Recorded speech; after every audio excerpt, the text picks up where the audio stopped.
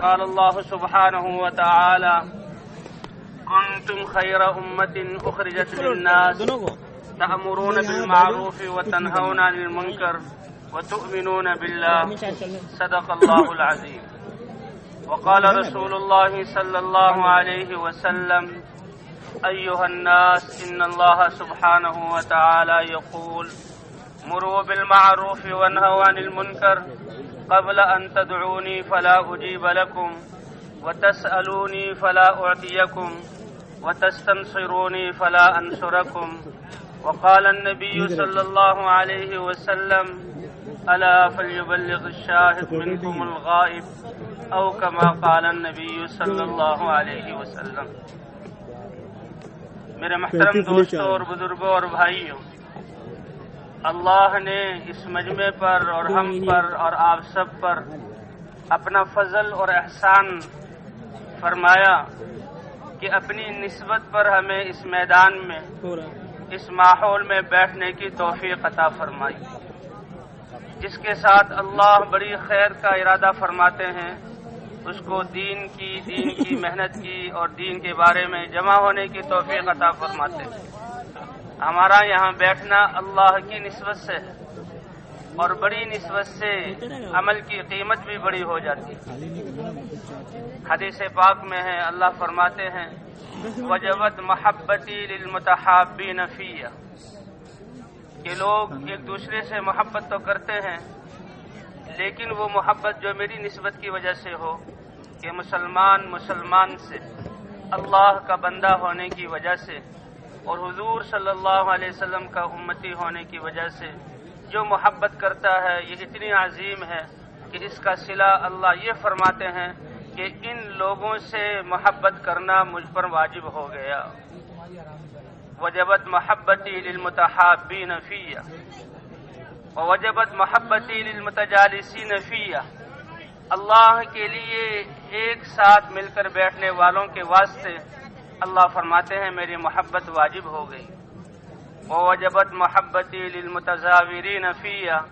جو میری نسبت سے ایک دوسرے سے ملاقات کرتے ہیں تو ان ملاقات کرنے والوں کے لیے میری محبت واجب ہو گئی. اور جو اللہ کا محبوب بن گیا اس کا کتنا اونچا مرتبہ ہے. احادیث میں آتا ہے اللہ جب محبوب بنا لیتے ہیں کسی کو تو جبرائیل علیہ السلام کو بلا کر فرماتے ہیں اے جبرائیل میں نے اپنے فلاں بندے سے محبت کی، تو بھی اس سے محبت کر. اور جبرائیل علیہ السلام کو حکم ہوتا ہے کہ آسمان دنیا کے فرشتوں میں اعلان کرو کہ اللہ اپنے فلاں بندے سے محبت کرتے ہیں، تم بھی اس سے محبت کرو. تو یہ محبت آسمانوں سے اترتی ہوئی چھٹے آسمان پر اعلان ہوتا ہے، ساتویں آسمان پر اعلان ہوتا ہے، پانچویں آسمان پر اعلان ہوتا ہے، پھر چوتھے آسمان پر آسمان دنیا پر اعلان کیا جاتا ہے اے آسمان دنیا والے فرشتوں، اللہ فلاں اپنے بندے سے محبت کرتے ہیں، تم اس سے محبت کرو. اور یہ فرشتے کتنے ہیں انسانوں کی گنتی میں آ نہیں سکتے، ان کے حسابوں میں آ نہیں سکتے، اس کا کوئی حساب نہیں کر سکتا. اور پھر روئے زمین پر ایسے لوگوں کے لیے اللہ کی طرف سے محبت ڈال دی جاتی ہے. تو اللہ کی نسبت پر ہم جمع ہوئے، اللہ ہی نے ہمیں توفیق عطا فرمائی، یہ اللہ کا بہت بڑا احسان ہے. اور ہمارے جمع ہونے کا مقصد کہ ہمارا اللہ ہم سے راضی ہو جائے. اللہ کا راضی کر لینا، اللہ کی رضا کا حاصل ہو جانا، یہ کائنات میں سب سے بڑی نعمت اور سب سے بڑا انعام ہے کہ اللہ راضی ہو جائے. اور اللہ قرآن پاک میں فرماتے ہیں کہ ایمان اور اعمال والوں سے میں نے قیامت میں جنتوں کا وعدہ کیا جن میں بالا خانے ہوں گے اور ہمیشہ رہنے کے محلات ہوں گے، ان میں باغات ہوں گے، ان کے نیچے نہریں جاری ہوں گی. وردوان من اللہ اکبر، اور ان لوگوں کے لیے اللہ کی رضا اور اللہ کی رضا کا تھوڑا سا حصہ بھی حاصل ہو جانا یہ جنت کی نعمتوں سے بھی کہیں اونچا ہے. مفسرین نے لکھا ہے کہ ایک تو یہ ہے دنیا کہ یہ زمین، اس کے اوپر کے خزانے، اس کے اندر جو خزانے ہیں اور جو کچھ اللہ نے اس میں رکھا ہے، جب سے پیدا کیا ہے انسان اس کو استعمال کر رہا ہے اور جب تک استعمال کرے گا. یہ دنیا جس کو دنیا کہا گیا، یہ سورج، چاند، ستارے، ان کی قیمت تو اللہ کے ہاں مچھر کے پر کے برابر بھی نہیں۔ لو كانت الدنيا تعدل عند الله جناح بعوضة لما سقى منها كافرا شربة ماء، کہ اگر یہ دنیا اللہ کے ہاں مچھر کے دو پروں میں سے ایک پر کے برابر بھی ہوتی تو اللہ اپنے کسی نہ ماننے والے اور نافرمان کو اس سے ایک گھونٹ پانی بھی نہ پلاتے۔ اس دنیا کی کوئی قیمت نہیں، اور اللہ کے رسول صلی اللہ علیہ وسلم نے اپنی امت کو اس دنیا کی قیمت اور حیثیت سمجھا دی کہ اللہ اس کے بنانے والے ہیں، اور اللہ اپنا علم اپنے نبی کو دینے والے ہیں، اور اللہ کا رسول بتا رہا ہے کہ اس دنیا کی قیمت جب سے بنی اور اپنے تمام خزانوں سمیت اللہ کے ہاں مچھر کے پر کے برابر بھی نہیں۔ اور ایک مثال اللہ کے رسول نے یہ سمجھائی کہ مد دنیا فی الآخرۃ الا مثل ما یجعل احدکم اصبعہ فی الیم فلینظر بما یرجع، کہ یہ دنیا جب سے بنی ہے اور جب تک چلے گی، اور اس کی جو خزانے ہیں اور اس کی جو نعمتیں ہیں، آخرت کے مقابلے میں اس کی حیثیت ایسی ہے جیسے کہ تم میں سے کوئی ایک سمندر کے کنارے بیٹھ کر اپنی انگلی کو سمندر میں ڈبوئے اور اس انگلی کے ساتھ جو تری لگ جاتی ہے، تو بتاؤ اس تری کو اس ٹھاٹھے مارتے ہوئے اتنے وسیع سمندر کے مقابلے میں کیا حیثیت ہے؟ کوئی حیثیت نہیں۔ اسی طرح دنیا کی آخرت کے مقابلے میں کوئی حیثیت نہیں۔ تو یہ دنیا کی یہ قیمت ہے۔ اور ایک اللہ نے جنت کی نعمتیں، ایمان اور اعمال جو اصلی سرمایہ ہے انسان کا، اس پر اللہ نے دنیا کے حالات بنانے کا بھی وعدہ کیا، دنیا میں اطمینان دینے کا بھی وعدہ کیا، دنیا میں کامیابی اور عزت دینے کا بھی وعدہ کیا، اور اسی طرح ایمان اور اعمال پر اللہ نے جنت کا وعدہ کیا۔ اور جنت کیسی قیمتی جگہ ہے، لموضع صوت احدکم خیر من الدنیا وما فیہا، یہ جنت میں ایک روایت کے مطابق تمہارا جو ہنٹر ہے، کوڑا ہے، اس کی جو چمڑی کی جگہ ہے، اگر اس کو جنت کی زمین پر ڈالا جائے، اس کے نیچے جو باریک سا زمین کا حصہ آیا ہے، جنت کی اتنی زمین کی قیمت دنیا اور دنیا کے خزانوں سے کہیں زیادہ بہتر ہے۔ اور کہیں آیا ہے کہ ایک بالش کی جگہ جو جنت کی ہے، یہ دنیا اور دنیا کے خزانوں سے کہیں زیادہ بہتر ہے۔ تو دنیا ایسی نعمت والی ہے، اور فرمایا اللہ کا راضی ہو جانا یہ جنت سے بھی زیادہ جہاں قیمتی ہے۔ ایمان اور اعمال والوں کو جب اس اللہ تعالیٰ رات جو ہے جنت عطا فرمائیں گے اور یہ جنت میں چلے جائیں گے، جنت کی ساری نعمتیں، جوانی ملے گی، خوشیاں ملیں گی، حسن ملے گا، اور ان کے لیے رہنے کے محلات سونے اور چاندی کے اور ہیرے جواہرات کے ملیں گے، اور کھانے ملیں گے، یہ ان نعمتوں کو استعمال کریں گے۔ اللہ تعالیٰ فرمائیں گے اے میرے بندو، کیا اس سے بہتر نعمت تمہیں عطا نہ فرماؤں؟ جنت والے حیران ہو کر پوچھیں گے کہ اے اللہ، اس سے بہتر اور کیا نعمت ہو سکتی ہے؟ اللہ فرمائیں گے الیوم احل علیکم رضوانی فلا اسخط علیکم بعدہ ابدا، آج میں تم پر اپنی رضا واجب کرتا ہوں اور آج کے بعد کبھی تم سے ناراض نہیں ہوں گا۔ کتنا یہ گھنٹے کا چائے اپنے اندر رکھتا ہے؟ تبھی ہمارا اس میدان میں جمع ہونے کا مقصد کہ ہمارا اللہ ہم سے کیسے راضی ہو جائے، اور اللہ کا راضی ہونا یہ اللہ کے دین کے ساتھ ہے، کہ جو دین اللہ نے زندگی گزارنے کا طریقہ انسانوں کے لیے بنایا، پاکیزہ طریقہ، سلامتی والا طریقہ، اور نبیوں کے ذریعے انسانوں تک اس کو پہنچایا، اور نبیوں کی محنت سے یہ دین انسانوں میں زندہ ہوا، اور جن لوگوں نے اس دین کو اپنایا اللہ نے ان کو دنیا میں بھی سرخرو کیا اور آخرت میں بڑی کامیابی اور درجات دینے کا وعدہ فرمایا۔ یہ دین اللہ کا زندہ ہو جائے تو اللہ تعالیٰ نے یہاں اس دین میں اللہ نے دنیا اور آخرت کی کامیابی رکھی ہے، اور انبیاء کو اس کی محنت کے لیے بھیجا ہے۔ تو ہمارے یہاں جمع ہونے کا مقصد کہ اللہ کا دین ہماری زندگیوں میں کیسے زندہ ہو جائے، اور حضور صلی اللہ علیہ وسلم کی ختم نبوت کے صدقے اللہ نے یہ محنت اس امت کو دی ہے، تو یہ پوری کی پوری امت اس محنت کو کیسے حضور صلی اللہ علیہ وسلم کے طریقے پر کرنے والی بن جائے۔ تو بھئی اس نسبت پر جمع ہونا، اس میدان میں آنا، یہ اللہ کو راضی کرنے والی چیز ہے اور اللہ کی طرف سے بڑے انعامات دلانے والی چیز ہے۔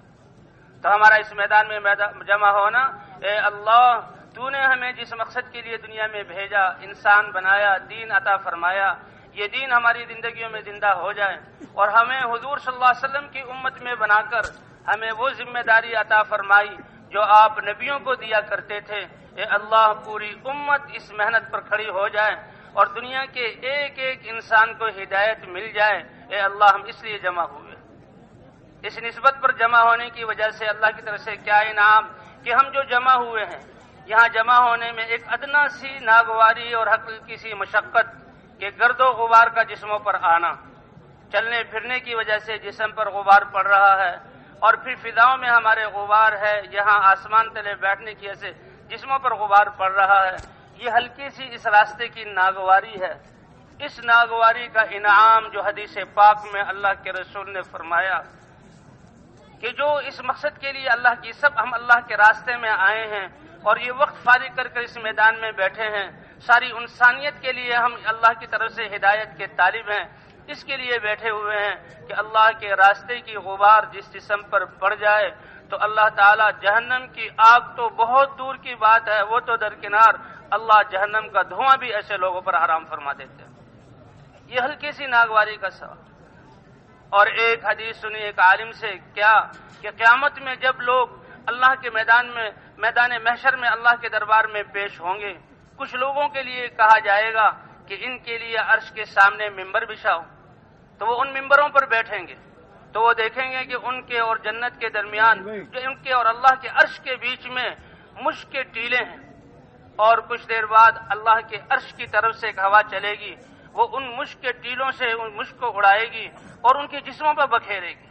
جیسے آج مٹی ہمارے جسم پر پڑ رہی ہے، وہاں اللہ کے عرش کے سامنے نور کے منابر پر یہ بیٹھے ہوئے اللہ کے مہمان، اور وہ مشک ان کے جسموں پر آ کر پڑے گی اور ان کی یہ فضائیں مشک والی ہوں گی، تو وہ فرشتوں سے پوچھیں گے کہ یہ مشک اور یہ اکرام کس وجہ سے؟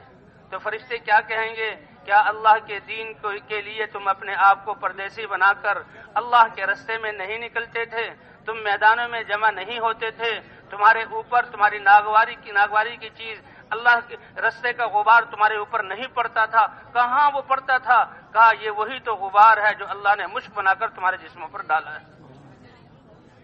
ایک حضور صلی اللہ علیہ وسلم چل رہے ہیں اور لشکر جا رہا ہے، ایک صحابی نوجوان بڑے نفیس سے نازک طبع وہ الگ جا رہے ہیں، اللہ کے رسول صلی اللہ علیہ وسلم نے ان کو بلایا، کہا کیا بات ہے، جماعت سے الگ ہو کے کیوں چل رہے ہو؟ کہ اللہ کے رسول یہ جو اکٹھے چل رہے ہیں تو یہاں گرد و غبار زیادہ اٹھ رہا ہے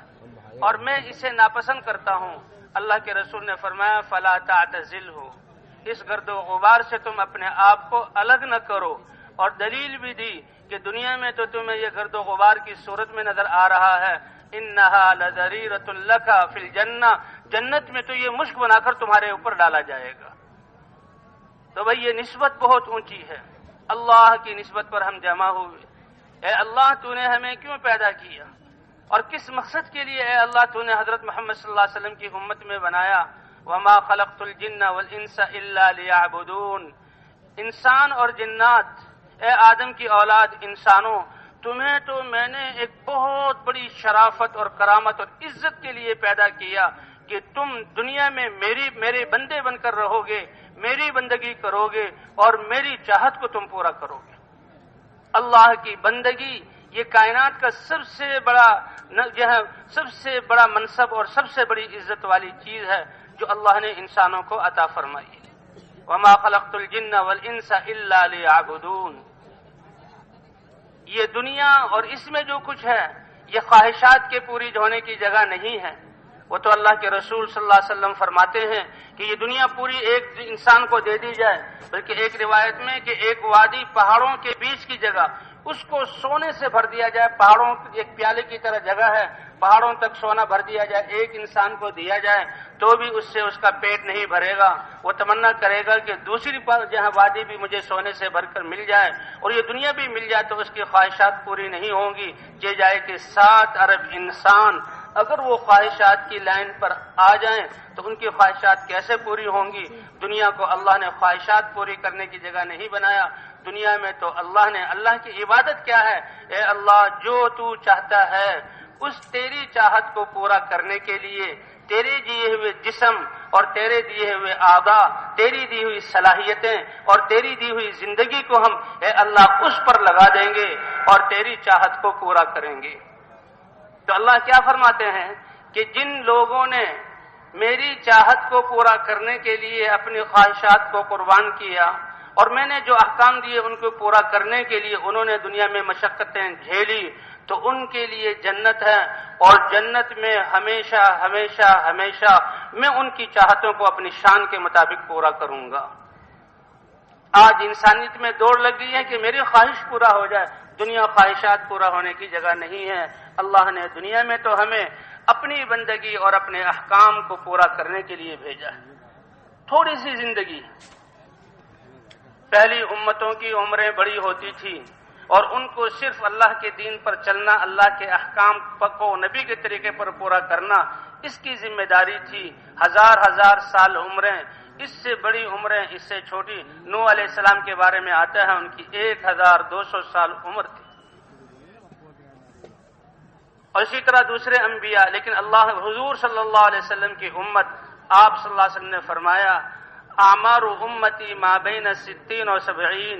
میری امت کی عمریں عام طور پر 60 اور 70 کے درمیان ہوں گی، وَأَقَلُّهُمْ مَن يَتَجَاوَزْ، اور ان میں سے کم ہوگا جو 60-70 سال سے آگے بڑھے گا۔ لیکن اس امت کو ذمہ داری اللہ کا دین، اللہ کے احکام کو نبی کے طریقے پر پورا کرنا، اللہ جو چاہ رہے ہیں اور اوامر کی صورت میں جو ہمیں یہ دین دیا ہے، اس دین پر چلنا اور اپنی خواہشات کو قربان کرنا، اور اس کے ساتھ ساتھ حضور صلی اللہ علیہ وسلم کی ختم نبوت کے صدقے اللہ نے تو اس امت کو اس دین کے زندہ کرنے کی، دنیا کے تمام انسانوں کو اللہ کے عبادت اور اللہ کی چاہت پر لانے کی محنت کرنا، اللہ نے یہ دو ذمہ داریاں اس امت کو عطا فرمائی ہیں۔ والذین جاہدوا فینا لنہدینہم سبلنا وان اللہ لمع المحسنین، کہ جو اللہ کی رضا کو حاصل کرنے کے لیے اپنی جان اور مال کو لگائیں گے اور مشقتیں برداشت کریں گے تو اللہ کا وعدہ ہے کہ سب سے بڑی دولت ہدایت ہم انہیں عطا فرمائیں گے۔ اس دنیا کو اللہ نے دار الاسباب بنایا کہ تمام چیزوں کو محنتوں کے ساتھ جوڑا، لیکن باقی دنیا کی بھی جتنی محنتیں ہیں ان کے ساتھ اللہ نے وعدہ ظاہر کرنے، وہ نتیجہ ظاہر کرنے کا وعدہ نہیں فرمایا۔ تجارت سے مال ملتا ہے لیکن وعدہ نہیں، زراعت سے غلے ملتے ہیں لیکن وعدہ نہیں، اسی طرح صنعت کاری سے اشیاء ملتی ہیں لیکن وعدہ نہیں۔ اس لیے کتنے صنعت کار، کتنے تاجر اور کتنے زمیندار محنت کر کے نتیجہ کچھ ملتا نہیں، پریشان ہوتے ہیں اور روتے ہیں۔ لیکن ایک محنت ایسی ہے کہ اللہ تعالیٰ نے اس پر وعدہ کیا ہے کہ سب سے قیمتی دولت عطا فرمائیں گے، اور وہ محنت ہے جو حضور صلی اللہ علیہ وسلم لے کر آئے تھے۔ والذین جاہدوا فینا لنہدینہم سبلنا وان اللہ لمع المحسنین، کہ ہماری رضا کو حاصل کرنے کے لیے جو لوگ کوشش کریں گے، جان مال اور صلاحیتوں کو لگائیں گے اور جہاد کریں گے، تو ہم البتہ ضرور ضرور ان کو اپنے ساری راہیں کی جہاں رہنمائی اور رہبری فرمائیں گے اور دکھلا دیں گے جو ہم تک پہنچانے والی۔ تو ہماری سب سے پہلی اور سب سے بڑی ضرورت ہدایت کا ملنا ہے، اس دین میں اللہ کی معرفت کا نور اور یقین کا آ جانا ہے۔ ایمان کا ملنا یہ بہت بڑی نعمت ہے۔ دنیا کی حکومتیں مل جائیں یہ بھی اللہ کی نعمت ہے، مال مل جائے یہ بھی اللہ کی نعمت ہے، رزق مل جائے یہ بھی اللہ کی نعمت ہے، لیکن یہ چھوٹی نعمتیں ہیں، اور یہ نعمتیں تو اللہ اپنے نہ ماننے والوں کو، اپنے نافرمانوں کو اور مقابلے میں آنے والوں کو بھی دے دیتے ہیں، اس کی کوئی حیثیت نہیں ہے۔ لیکن ایمان اور اعمال اور دین کی محنت یہ اللہ تعالیٰ ان لوگوں کو عطا فرماتے ہیں جن کو اللہ چنتے ہیں۔ ایمان کا ملنا یہ بڑی نعمت ہے، اللہ کے دین پر عمل کرنے کی توفیق مل جانا یہ بڑی نعمت ہے، ہدایت کا مل جانا یہ بڑی نعمت ہے، اور پھر ایسی محنت جس سے تمام انسانوں میں ہدایت آ جائے، اس کے لیے تو اس امت کا چناؤ ہوا ہے۔ جی، التعب موقت والاجر مؤبد، محنت تھوڑے سے دنوں کی ہے اور جو اجر ہے وہ ہمیشہ ہمیشہ کا۔ دنیا کی جتنی محنتیں بھی ہیں ان کا اگر فائدہ بھی ہو تو وقتی اور ایک دفعہ کے لیے، لیکن دین پر جو انسان دین پر چلتا ہے، اللہ کے احکام کو پورا کرتا ہے، اللہ تعالیٰ دنیا میں بھی اطمینان، عافیت والی سکون عطا فرماتے ہیں، اور آخرت میں اس کا فائدہ ہمیشہ ہمیشہ ہمیشہ کا ہوتا ہے۔ تو اصل ہماری ضرورت اور ہماری حاجت ہدایت کا مل جانا ہے۔ ہدایت مل گئی تو ساری سب سے بڑی کامیابی مل گئی، اور اگر ہدایت نہ ملی تو یہ انسان بہت بڑا ناکام ہے۔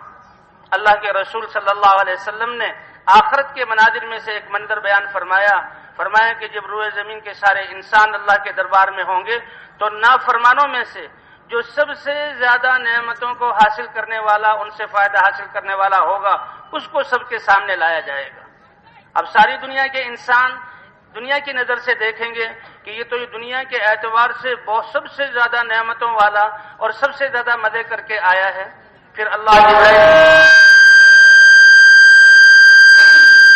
اللہ جبرائیل علیہ السلام کو فرمائیں گے کہ اس کو یہاں سے لو اور جہنم میں ڈالو نہیں، بلکہ ڈالنے سے پہلے جہنم کے شعلوں میں ایک غوطہ دے کر لے آؤ۔ اس کو جہنم کے شعلوں میں ایک غوطہ دے کر لایا جائے گا اور اس کو اس کے اپنے مقام پر کھڑا کیا جائے گا۔ پھر اللہ کی طرف سے سوال ہوگا، اے بندے بتاؤ، هل مر بک نعیم قط، ہے تو یہ دنیا میں سب سے زیادہ نعمتوں سے مزے حاصل کرنے والا، اور سوال ہو رہا ہے کیا تمہارے پاس سے دنیا میں کوئی نعمت گزری بھی ہے؟ وَهَلْ رَأَيْتَ خَيْرًا قط، کیا دنیا میں تم نے کوئی بھلائی اور خیر اور سکھ دیکھا بھی ہے؟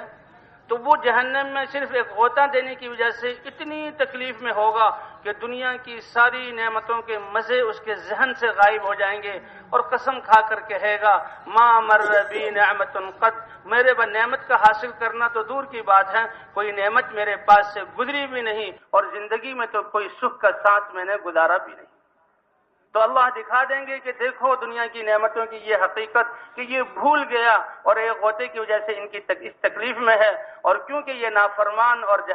جہنمی ہے، اس کے بارے میں فیصلہ ہوگا کہ ہمیشہ ہمیشہ ہمیشہ کے لیے اس کو اس جہنم میں ڈال دیا جائے کہ کبھی نہیں نکالا جائے گا۔ اللہ ہم سب کی حفاظت فرمائے۔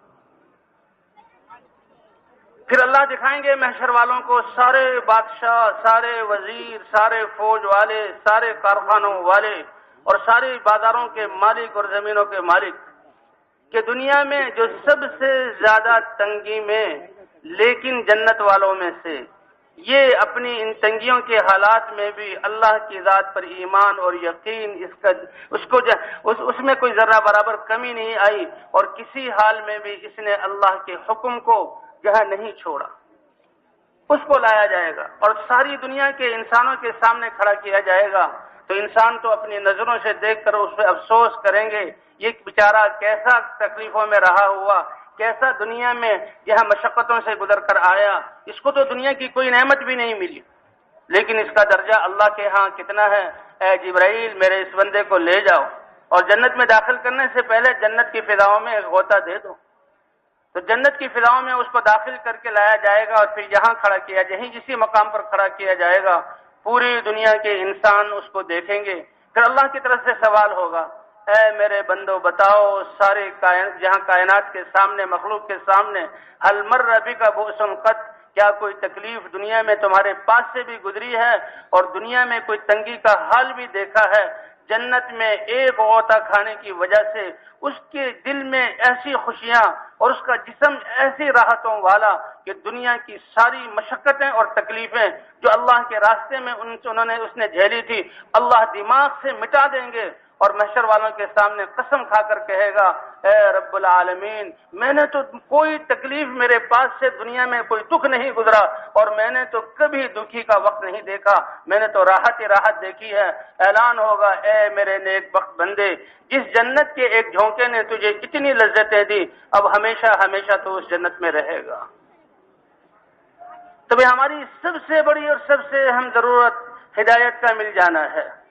یہی کامیابی کا دار و مدار ہے۔ اللہ نے انسانوں کی کامیابی کو بہت آسان کیا کہ دل کے یقین کو ٹھیک کر لو اور جسم سے نکلنے والے اعمال کو اللہ کی چاہت کے مطابق کر لو، وہ اللہ تمہارے ساتھ ہے اور تمہیں کامیاب کر دے گا۔ اللہ تعالی حدیث قدسی میں فرماتے ہیں، اے ابن آدم لا تخف من ذی سلطان، کائنات کا بادشاہ میں ہوں اور سارے حالات میرے قبضے قدرت میں ہیں، جو کچھ ہو رہا ہے میرے امر سے ہو رہا ہے، لہذا کسی دبدبے اور سلطنت والے سے تو خوف نہ کرنا جب تک کہ میری بادشاہت قائم ہے، اور میری بادشاہت کبھی ختم ہونے والی نہیں۔ اللہ کی ذات پر ایمان کا کیا مطلب؟ کہ ڈر ہو تو اللہ کا ہو کہ اللہ کہیں مجھ سے ناراض نہ ہو جائیں، کیونکہ میرے خالق بھی وہی ہیں، میرے مالک بھی وہی ہیں، میرے رزاق بھی وہی ہیں، اور میری زندگی کا نظام چلانے کے لیے اس زمین اور آسمان کی خلاؤں میں کتنے نظام اللہ نے قائم کیے ہوئے ہیں، کیسے نباتات کا سلسلہ چل رہا ہے، کیسے جانوروں کو جو ہے تابع کیا گیا ہے، کیسے اللہ ہوائیں چلا رہے ہیں اور فرشتوں کو انسانوں کی خدمت میں لگایا ہوا ہے کہ وہ اللہ ناراض نہ ہو جائے۔ جی ہاں، تو یہ انسان اللہ نے اس کو اس دنیا میں اللہ کی چاہت پورا کرنے کے لیے بھیجا، کہ انسان کے دل میں اللہ کی ذات کا یقین اور جسم سے نکلنے والے اعمال اللہ کی چاہت کے مطابق ہوں۔ تو ایمان کے خوف ہو تو اللہ کا، اے میرے ابن آدم تو کسی سلطنت والے سے نہ ڈر جب تک کہ میری سلطنت قائم ہے اور میری سلطنت کبھی ختم نہیں ہونے والی۔ تو ایمان سب کچھ اللہ کے ہاتھ میں، خوف اس لیے آتا ہے الایمان بین الخوف والرجاء، کہ امید ہو تو اللہ کی ذات سے اور خوف ہو تو اللہ کی ذات کا۔ حضرت عبداللہ ابن عمر رضی اللہ عنہما صحابی ہیں، سفر سے واپس آ رہے ہیں، ایک جگہ پر پہنچے تو بہت سارے لوگ ایک چوراہے پر کھڑے ہوئے تھے۔ پوچھا کیا بات ہے؟ کہ جی جنگل سے ایک شیر آ گیا ہے اور وہ بیچ میں آ کر کھڑا ہوا ہے، لوگ اس سے ڈرے ہوئے ہیں، راستہ روکا ہوا ہے۔ تو یہ آگے بڑھے، اپنی سواری سے اترے اور شیر کے پاس گئے اور اس کے کان کو پکڑ کر اینٹھا اور ملا اور ایک چپت لگائی کہ اگر اللہ نے تجھے حکم دیا ہے کہ ان میں سے کسی کو پھاڑنا ہے تو اللہ کے حکم کو پورا کر، اللہ کا جو امر ہے اس سے تو کوئی ٹال نہیں سکتا، اور اگر اللہ نے تجھے نہیں حکم دیا تو پھر تنگ نہ کر اور چپت لگا کر کہ راستہ چھوڑ دے۔ وہ شیر نے دم دبائی اور نکل گیا باہر اور راستہ خالی ہو گیا، اور پھر فرمایا کہ انما سلط علی ابن آدم ما خافہ ابن آدم، یہ ابن آدم انسان اتنی بڑی عظمت والا ہے کہ اگر اس کے دل میں صرف اللہ کا خوف ہو، باقی سارے ڈر یہ نکال دے تو کائنات کی کوئی چیز اس کو دبا نہیں سکتی۔ یہ دل اللہ کی ذات پر ایمان، اللہ کی محبت، اللہ سے امید، اللہ کی ذات کا خوف اس کے لیے بنایا گیا ہے۔ جب یہ انسان اللہ کے خوف کو نکال کر چیزوں کا خوف اور تاثر پیدا کرتا ہے تو ان چیزوں کو اس پر مسلط کر دیا جاتا ہے۔ ان لم یخف الا اللہ لم یسلط علیہ غیرہ، اگر یہ صرف اللہ ہی سے ڈرے تو اللہ اس کے اوپر کسی مخلوق کو غالب نہ آنے دے اور کسی کو مسلط نہ کرے۔ اور فرمایا وَإِنَّمَا وُكِّلَ ابن آدم إِلَى مَنْ رَجَاهُ مَا رَجَاهُ ابن آدم، اگر یہ انسان کسی چیز سے مخلوق سے امید باندھ لیتا ہے تو اللہ تعالیٰ اس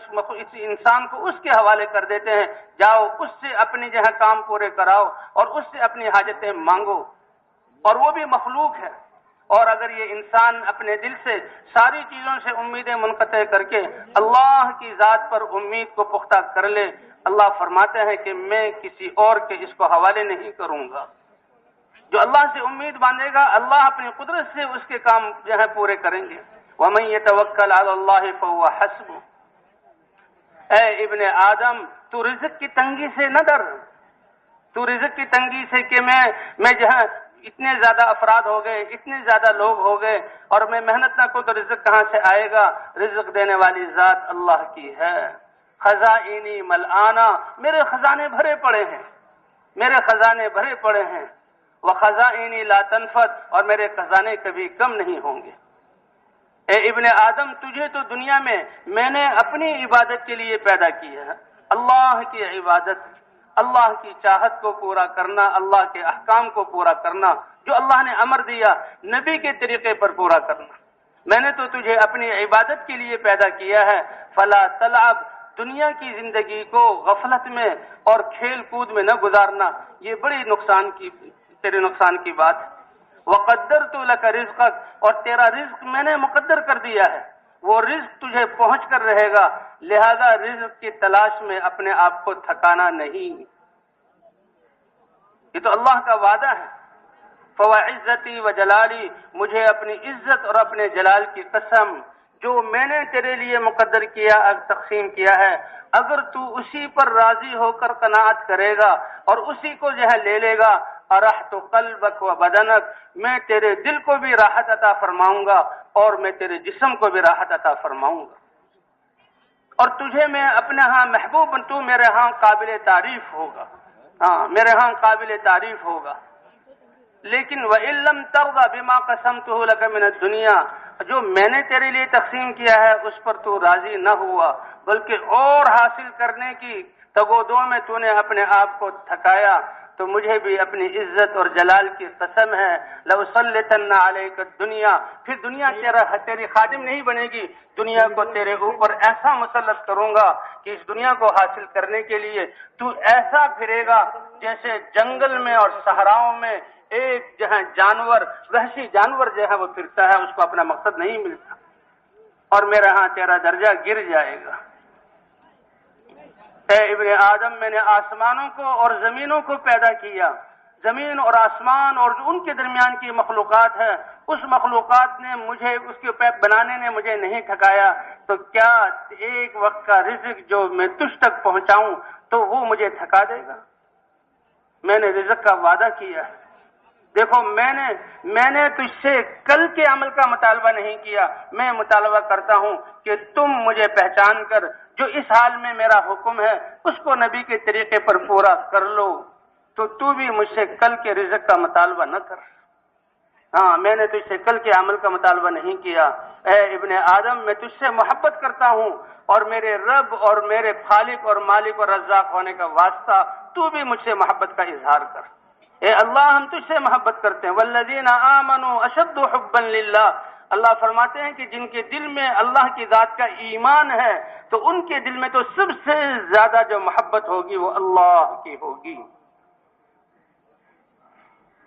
تو انسان کا سرمایہ ایمان ہے اور اس کے نیک اعمال ہیں کامیابی کا سرمایہ۔ انا عند ظن عبدی بی، اور ایمان والے کا اللہ کی ذات پر یقین ایسا طاقتور ہے، اللہ فرماتے ہیں میرا بندہ جیسے مجھ پر یقین اور گمان رکھتا ہے اس کے مطابق میں اس کے ساتھ معاملہ کرتا ہوں، اس کے مطابق میں اس کے ساتھ معاملہ کرتا ہوں۔ ایمان اور اعمال کے لیے اللہ نے حضرات انبیاء کرام جیسی ہستیوں کو،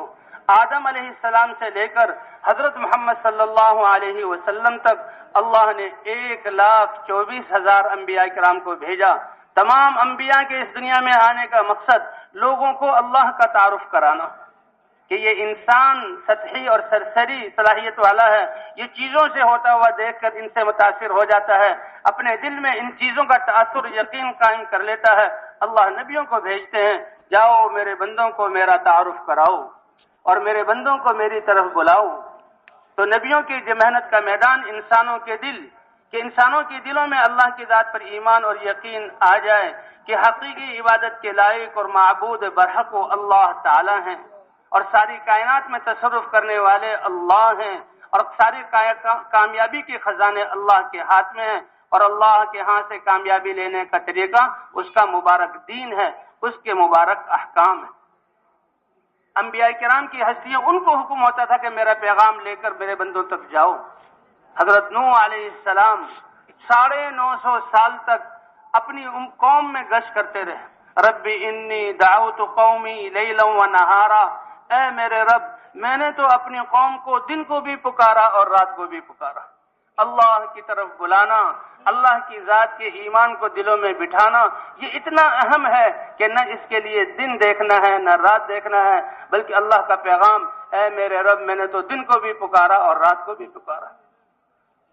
اے میرے رب، یہ قوم ایسی ہے کہ جب بھی میں ان کو تیری طرف بلانے کے لیے جاتا ہوں تو یہ تو بجائے میری بات سننے کے وہاں سے بھاگ پڑتے ہیں، بدک جاتے ہیں اور چلے جاتے ہیں۔ اور جب میں ان سے بات کرتا ہوں اپنے کانوں میں انگلیاں ٹھوس لیتے ہیں، سامنے سے آتا ہوں تو آنکھوں پر پردے ڈال دیتے ہیں، تو میں زور زور سے ان کو پکارتا ہوں اور پھر ان کے گھروں میں جا کر بھی ان کو دعوت دیتا ہوں۔ نبی جیسی ہستی، ان کو حکم ہو رہا ہے کہ اللہ کے پیغام کو لے کر جاؤ۔ حضرت نوح علیہ السلام آئے، حضرت ابراہیم علیہ السلام آئے، حضرت ہود علیہ السلام آئے، 1,24,000 نبی اور جو ہے ایک روایت میں 2 لاکھ انبیاء کرام آئے. اگر کوئی امت بھی ایسی نہیں کہ روئے زمین اور وہ امت خالی ہوئی ہو کسی ڈرانے والے سے. ایک نبی گیا، دوسرا نبی آ گیا، یا بہت سے انبیاء ایسے ہیں کہ جب وہ گئے تو ان کے نائب علماء اپنی قوم کو اللہ کے عذاب سے ڈراتے تھے، ہر وقت سمجھانے والے موجود. اور سب سے آخر میں سارے نبیوں کے سردار حضرت محمد صلی اللہ علیہ وسلم کو اللہ نے رسول اور نبی بنا کر بھیجا، اور تمام انسانوں کے تمام مسائل کے حل کے لیے اپنا دین، مبارک دین دے کر اللہ نے اپنے رسول صلی اللہ علیہ وسلم کو بھیجا. آپ صلی اللہ علیہ وسلم جس زمانے میں تشریف لائیں تو انسانیت بڑی پریشان تھی اور ظلم کی چکی میں پس رہی تھی اور گمراہی کی دلدلوں میں پھنسی ہوئی تھی. ہر انسان اپنی جگہ پریشان تھا. جیسے پہلے اللہ جب کسی قوم کے ایک تقدیر بدلنے کا ارادہ کرتے اور ان کو ناکامیوں سے نکال کر کامیابی کے راستے پر ڈالنا چاہتے تو اللہ تعالیٰ نبی کو ایک دعوت والی محنت دے کر بھیج دیتے. دین کے وہ دین جو انسانوں کو کامیابی دلانے والا ہے، اس دین کے زندہ ہونے کا طریقہ اور اس میں اللہ کی سنت کہ نبی کا دعوت لے کر آنا. سارے انبیاء دعوت لے کر آئے. نبی کی دعوت سے دلوں میں اللہ کی معرفت کا نور، اللہ کی ذات کا ایمان، اور پھر اللہ کے احکام کی طلب، اور پھر ان کے لیے اللہ کے احکام اور دین اترتا تھا. اور جو لوگ اس دین پر چلتے تھے اللہ ان کو کامیاب کرتے، اور جو نبیوں کی بات کو جھٹلا دیتے، بڑے طاقتور، بڑی حکومتوں والے، بڑی تعداد والے، اللہ اپنے مخلوق میں سے کسی مخلوق کے ذریعے اللہ اس قوم کو صفحہ ہستی سے مٹا دیتے تھے. قوم عاد کہ جسم ان کے ایسے بنائے ہوئے، التی لم یخلق مثلها فی البلاد. اللہ فرماتے ہیں کہ یہ بستی، یہ دنیا اور اس کی آبادی، ان آبادیوں میں قوم عاد جیسا مضبوط اور بڑے قد والا ہم نے دنیا میں پیدا نہیں کیا تھا. اور اس کا تقاضا یہ تھا کہ وہ ہماری بڑائی کو پہچانتے، ہمارے سامنے جھکتے تو بجائے ہمارے سامنے جھکنے کے وہ سرکش ہو گئے اور اللہ کے احکام کو سر عام توڑنے لگے، اللہ کے ساتھ شریک ٹھہرانے لگے. اللہ نے فوراً نہیں پکڑا بلکہ ہود علیہ السلام کو بھیجا، اور برسوں ہود علیہ السلام نے دعوت دی. ہود علیہ السلام کو حکم ہوا کہ میرا پیغام لے کر جاؤ. ہود علیہ السلام اپنی قوم میں آئے، یا قوم اعبدوا اللہ ما لکم من الہ غیرہ. اے میری قوم، تم کس کی چاہت کو پورا کرنے میں لگے ہوئے ہو؟ کس طریقے پر چل رہے ہو؟ کیا ان بتوں کی عبادت کرتے ہو؟ تم اللہ کی عبادت کرو، اللہ کے علاوہ کوئی عبادت کے لائق نہیں. لیکن ان کو اپنی طاقت کا اتنا گھمنڈ، ان کا نعرہ تھا من اشد منا قوہ. اے ہود، تم ہمیں کیا دعوت دیتے ہو؟ بتاؤ روئے زمین پر ہم سے زیادہ قوت والی کوئی قوم ہے جو ہمارے مقابلے میں آ سکے؟ اللہ کے نبی نے سمجھایا کہ یہ قوت اللہ نے تمہیں دی ہے، اور تم آسمان اور یہ اتنی جو ہے وسعتوں والی زمین اور ان فضاؤں کے مقابلے میں تمہاری کیا حیثیت ہے؟ وہ اللہ جس نے آسمانوں کو پیدا کیا اور زمین کو پیدا کیا. اللہ قرآن پاک میں فرماتے ہیں ایک انسان کو پیدا کرنا اور سارے انسانوں کو پیدا کرنا ہمارے لیے برابر ہے. کہ قیامت میں اذا زلزلت الارض زلزالہا کہ زمین کو جھنجھوڑا جائے گا اور زمین اپنے خزانے اگلے گی. اور اس میں خزانے کیا؟ انسانوں کے جسم. کہ انسانوں کے جسم جو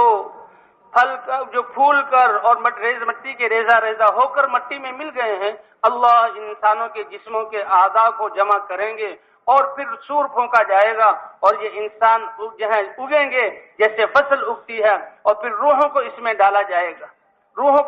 جائے گا اور فرشتے سارے انسانوں کو اللہ کے دربار میں جمع کریں گے. آج اللہ کے دربار میں جمع ہو کر دنیا کی زندگی کا حساب دینا ہے. اللہ فرماتے ہیں وما امر الساعۃ الا کلمح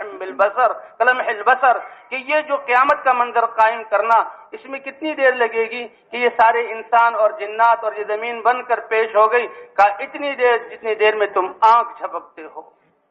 اللہ سارے منظر کو قائم فرما دیں گے. تو قوم عاد کا نعرہ من اشد منا قوہ، ہم سے زیادہ طاقتور قوم کون ہے؟ تو اللہ کے نبی نے فرمایا وہ اللہ جس نے تمہیں پیدا کیا. لیکن وہ بعض نہ چند لوگ ایمان لائے اللہ فرماتے ہیں کہ پھر ہم نے ہماری سنت پہلوں کے بارے میں یہ رہی کہ جنہوں نے نبیوں کی بات کو نہ مانا اور اللہ کی ذات پر ایمان کو نہ بنایا اور اپنے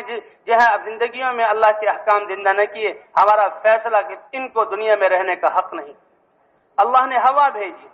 ریح صرصر عاتیہ، ایک سرکش ہوا اور تیز ہوا، بانجھ کہ ہوا بہت تیز ہے اور اس کے ساتھ بارش نہیں۔ 7 لیال و 8 ایام، 7 راتیں اور 8 دن ان پر وہ ہوا چلائی۔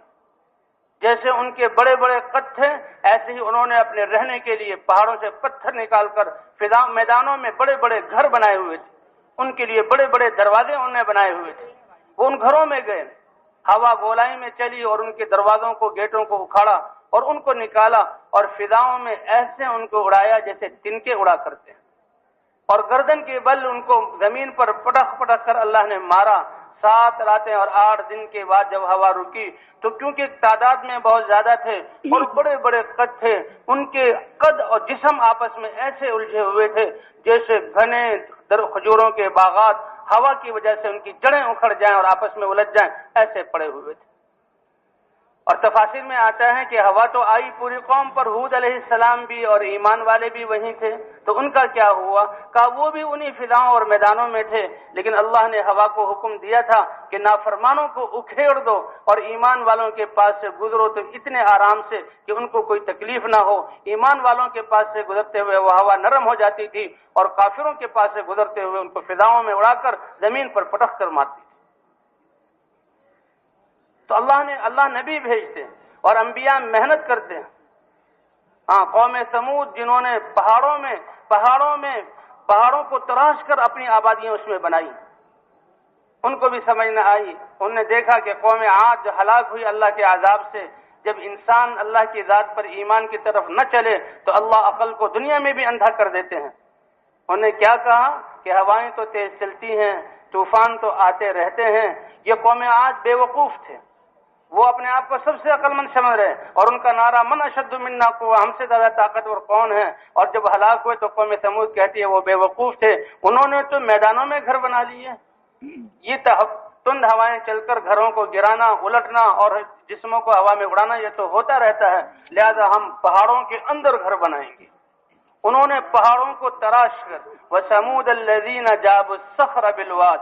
اللہ فرماتے ہیں دیکھو قوم سمود وہ بھی ہماری مخلوق اور بندے تھے اور ہم نے ان کو کیسی سمجھ دی تھی۔ انہوں نے پہاڑوں کے اندر گھر بنائے کہ باہر جتنی تیز ہوا چلے اور جتنے طوفان آئے پہاڑوں کو ہلا نہیں سکتے اور اللہ کے نافرمان بنے۔ اللہ حلیم ہے، فوراً بندے کو نافرمانی پر نہیں پکڑتے۔ اللہ سمجھانے کے لیے نبی بھیجتے ہیں، صالح علیہ السلام کو بھیجا۔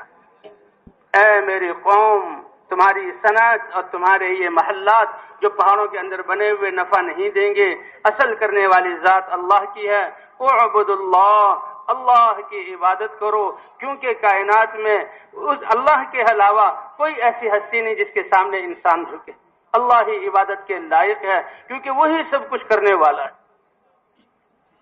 کہ اے صالح، اگر تم اللہ کے نبی ہو اور سب کچھ اس کے ہاتھ میں سمجھتے ہو تو کوئی معجزہ دکھاؤ، کوئی معجزہ دکھاؤ اور اس چٹان سے اونٹنی نکلواؤ۔ تو صالح علیہ السلام نے دعا کی، وہ چٹان تھی وہ ہلی اور اس سے ایک 10 ماہ کی گابن اونٹنی نکلی اور بہت بڑی اونٹنی تھی۔ کہا دیکھو یہ ہے اللہ کی نشانی، اللہ نے اپنی قدرت سے اس کو نکالا ہے۔ اور وہ اونٹنی جب چلتی تھی تو ان کے سارے جانور اس سے دبکتے تھے اور جہاں کنویں میں جو گھاٹ تھا پانی پینے کے لیے آتی تو سارا پانی پی جاتی تھی، لیکن پھر وہ دودھ بھی اتنا دیتی کہ ساری قوم کے برتن دودھ سے بھر جاتے۔ تو اللہ نے یہ نشانی تو دکھا دی، لیکن جب انسان اس کی عقل اندھی ہو جائے، مہر لگ جائے، تو پھر بھی جو وہ ایمان نہ لائے اور صالح علیہ السلام کو تکلیف دینے کے در پہ ہو گئے۔ صالح علیہ السلام نے سمجھایا بھی کہ دیکھو اس اونٹنی کو تکلیف نہ پہنچانا۔ وہ نکلی اور فوراً اس نے بچہ بھی جنا اور اتنا دودھ بھی ہوتا تھا۔ کہا وقت مقرر کر لو، ایک دن اس اونٹ جہاں کنویں پر یا گھاٹ پر میری اونٹنی کا دن ہوگا، میری اونٹنی پانی پیے گی، یہ اللہ کی طرف منسوب ہے، اور دوسرے دن تم اپنے جانوروں کو پانی پلایا کرو۔ لیکن وہ ایسے ان کے عقل کے اندھے، انہوں نے قدار ابن سالف ایک بدبخت کو مال دے کر مقرر کیا اور اس کو کہا کہ اس اونٹنی کی کونچے کاٹ دو تاکہ یہ ہلاک ہو جائے۔ وہ آگے بڑھا اور اس نے کونچے کاٹی۔ قرآن پاک میں ہے کہ روئے زمین کا سب سے بڑا بدبخت انسان تھا۔ اذ انبعث اشقاها فقال لهم رسول اللہ، اللہ کے رسول نے روکا بھی، ناقۃ اللہ، دیکھو اللہ کی یہ اللہ کی اونٹنی ہے کہ اللہ نے اپنے امر سے اس کو پتھر سے پیدا کیا ہے، اس کی نسبت اللہ کی طرف ہے۔ وسقیاها، اور اس کو پانی پینے کی جو باری ہے اس میں تکلیف نہ پہنچاؤ۔ فکذبوہ، تو نبی کو جھٹلایا، تم ایسے ہی باتیں کرتے ہو۔ فعقروها، اور اس قوم نے پوری قوم کی طرف نسبت کے سب کے مشورے سے پیسے دے کر ایک آدمی کو تیار کیا، تو گناہ کے لیے تیار کرنا اور گناہ کے فعل پر راضی ہونا یہ سب کا گناہ شمار ہوتا ہے۔ اللہ فرماتے سب نے مل کر اللہ کی اس اونٹنی کی کونچے کاٹ دی۔ فدمدم علیہم ربہم بذنبہم فسواها، اللہ نے اپنے عذاب کا کوڑا برسایا اور فرشتے کو بھیجا اور ایک چیخ آئی، ساروں کے دل پھٹ گئے اور وہ اپنے گھروں میں مردہ ہو گئے۔ تو وہ اللہ نبیوں کو بھیجتے تھے۔ سب سے آخر میں سارے نبیوں کے سردار حضرت محمد صلی اللہ علیہ وسلم تشریف لائے۔ آپ بھی اللہ کا دین لے کر آئے۔ اے میری قوم، لا الہ الا اللہ کہہ دو، کامیاب ہو جاؤ گے کہ اللہ کے علاوہ کوئی عبادت کے لائق نہیں، اور اللہ کے دین پر چل لو۔ تم جئت الیکم بکرامت الدنیا و شرافت الآخرہ، اللہ کے ہاں سے ایسا پسندیدہ دین اور ایسا طریقہ لے کر آیا ہوں کہ اگر تم اس پر چلو گے تو دنیا اور آخرت کی عزتیں تم کو ملیں گی۔ حضور صلی اللہ علیہ وسلم خاتم النبیین ہیں، آپ کے بعد کوئی نبی نہیں آئے گا، اور آپ کو ساری انسانیت کی طرف رسول اور نبی بنا کر بھیجا گیا کہ جیسے اللہ پہلے نبیوں کی محنتوں سے ہدایت دیتے تھے، اور جو لوگ ہدایت پر آ جاتے اللہ ان کو دنیا میں بھی عزت دیتے، آخرت میں کامیاب کرنے کا وعدہ کرتے، تو اسی طرح اللہ نے اپنے نبی صلی اللہ علیہ وسلم کو محنت دے کر بھیجا اور سارے انسانوں کے لیے محنت دے کر بھیجا۔ تبارک الذی نزل الفرقان علی عبدہ لیکون للعالمین نذیرا، کہ اللہ تعالیٰ وہ اللہ جس نے اپنے بندے پر قرآن اتارا تاکہ اس قرآن کے ذریعے سارے عالموں کو اللہ کے عذاب سے ڈرانے والا ہو۔ وما ارسلناک الا کافۃ للناس بشیرا ونذیرا، اے پیارے نبی ہم نے آپ کو سارے انسانوں کے لیے بشارت دینے والا بنا کر اور ڈرانے والا بنا کر بھیجا ہے۔ تو اللہ کے رسول صلی اللہ علیہ وسلم کو نبوت اور رسالت سارے انسانوں کے لیے دی گئی، اور آپ نے اپنی یا ایھا الناس، اے دنیا بھر کے انسانوں، لا الہ الا اللہ کہہ دو، کامیاب ہو جاؤ۔ پہلے جتنے بھی انبیاء ہیں ان کا دائرہ نبوت محدود ہے، ان کی ایک قوم ان کے سامنے ہے، ایک زمانہ ان کی نبوت کا ہے۔ اس نبی کے چلے جانے کے بعد دوسرا نبی آتا ہے، وہ اپنی قوم پر محنت کرتا ہے، اس کا دائرہ نبوت اور زمانہ نبوت اور علاقہ میں یہ بھی محدود ہے، لیکن حضرت محمد صلی اللہ علیہ وسلم کی نبوت اور رسالت دنیا بھر اور قیامت تک آنے والے انسانوں کے لیے، قیامت تک آنے والے انسانوں کے لیے سب کی کامیابی آپ کے دین میں رکھ دی گئی۔ آپ صلی اللہ علیہ وسلم نے فرمایا کل امتی یدخلون الجنہ الا من ابا، میرے سارے کے سارے امتی جنت میں داخل ہوں گے مگر جو انکار کرنے والا ہو۔ قیل ومن ابا یا رسول اللہ، اے اللہ کے رسول انکار کرنے والا کون ہے؟ کہا من اطاعنی دخل الجنہ، جو میری اطاعت کرے گا وہ جنت میں داخل ہوگا، ومن عصانی، اور جو میرے طریقوں کے خلاف چلے گا اور انکار کرے گا، فقد ابا، وہ نافرمانی کرے گا، وہ انکار کرنے والا ہے، اور انکار کرنے والا جنت میں داخل نہیں ہو سکتا۔ لو جاء موسیٰ وعیسیٰ بعدی لما وسعہما الا اتباعی، آپ صلی اللہ علیہ وسلم کی نبوت اور رسالت اللہ کے ہاں اتنا اونچا مقام رکھتی ہے، پہلے تمام نبیوں کی رسالت اور نبوت اور ان کے دین منسوخ ہو گئے، وہ ان کے اپنے زمانوں کے لیے تھے، ان کی نبوت منسوخ ہو گئی، وہ دین ان کا شریعت منسوخ ہو گئی ہیں۔ اللہ کے رسول اگر موسیٰ علیہ السلام بھی آ جائیں اور عیسیٰ علیہ السلام بھی آ جائیں، لما وسعہما الا اتباعی، میرے دین پر چلے بغیر ان کو کامیابی نہیں ملے گی۔ بلکہ پہلے جو انبیاء قرآن پاک میں کہ ہم نبیوں سے عہد لیتے تھے کہ وہ نبی اگر تم میں آیا تو تم اس پر ایمان لاؤ گے اور اس کے دین کے پھیلانے میں ان کی مدد کرو گے، نبیوں سے یہ عہد لیا گیا۔ تو حضور صلی اللہ علیہ وسلم نے جب یہ محنت فرمائی، اے اللہ آپ کے دین کو پوری دنیا میں آپ صلی اللہ علیہ وسلم کے بعد کون پھیلائے گا، تو آپ صلی اللہ علیہ وسلم کی ختم نبوت کے صدقے اللہ نے آپ کی امت کو اس کے لیے چنا۔ جیسے کہ کل آپ کے میں بیان میں سنا، ایمان والوں کو خود اللہ جہاں فرماتے ہیں، اے ایمان والو دین کے لیے ایسی محنت کرو جیسی محنت کرنے کا حق ہے، وَاجْتَبَاكُمْ، کیونکہ اللہ نے تمہیں اس محنت کے لیے چنا ہے۔ تو دنیا کے تمام مسائل کے حل کے لیے اور انسانوں کے دنیا آخرت کی تکلیفوں سے بچنے کے لیے اللہ نبیوں کو دین کی محنت دے کر بھیجا کرتے تھے، اور نبیوں کی محنت سے پاکیزہ زندگی جہاں وجود میں آتی تھی، اور کچھ لوگ اللہ کی ذات پر ایمان لا کر اس پاکیزہ زندگی پر چلنے والے بنتے تھے، اور ناپاک لوگوں کو اللہ عذاب سے ہلاک کر کے دنیا کو پاک کر دیتے۔ نوح علیہ السلام کی قوم کو طوفان کے ذریعے ہلاک کیا، ہود علیہ السلام کی قوم عاد کو اللہ نے ہوا کے ذریعے ہلاک کیا، اور قوم شعیب کو ایک چیخ سے یا آسمانوں سے آگ برسا کر اللہ نے ہلاک کیا۔ نمرود اور نمرود کی قوم کو اللہ نے مچھروں کے ذریعے ہلاک کیا۔ فرعون کی قوم کو اللہ نے سمندر میں ڈبو کر مارا۔ باقی سب ہلاک ہو گئے، اور جو ایمان والے رہتے تھے وہ دنیا میں رہتے تھے۔ پھر دوسرا نبی آ جاتا، لیکن حضور صلی اللہ علیہ وسلم کی ختم نبوت کے صدقے اللہ نے یہ محنت اس امت کو عطا فرمائی۔ وہ محنت جس میں سارے انسانوں کی کامیابی ہے، وہ محنت جس میں سارے انسانوں کے مسائل کا حل ہے، اور دنیا اور آخرت کی کامیابی اس محنت میں رکھی ہے، اللہ نے وہ محنت اس امت کو عطا فرمائی۔ اس لیے حضور صلی اللہ علیہ وسلم نے شروع ہی سے امت کو اپنے ساتھ لیا۔ جو بھی کلمہ پڑھتا تھا وہ فوراً حضور صلی اللہ علیہ وسلم کے ساتھ محنت میں شریک ہو جاتا، مرد ہو یا عورت۔ حضرت خدیجہ رضی اللہ تعالیٰ عنہ کے پاس حضور آئے، اے خدیجہ مجھے تو بہت بڑی ذمہ داری ملی ہے، میری راحت اور آرام کے دن چلے گئے، اب تو میں نے محنت کرنی ہے، لیکن اے خدیجہ جو اللہ کا پیغام لے کر آیا ہوں، میری یہ اجٹ قوم، میری یہ بت پرستی کرنے والی قوم اور اتنی غفلت میں پڑی ہوئی قوم اس پیغام کو کیسے قبول کرے گی؟ حضور پریشان ہے۔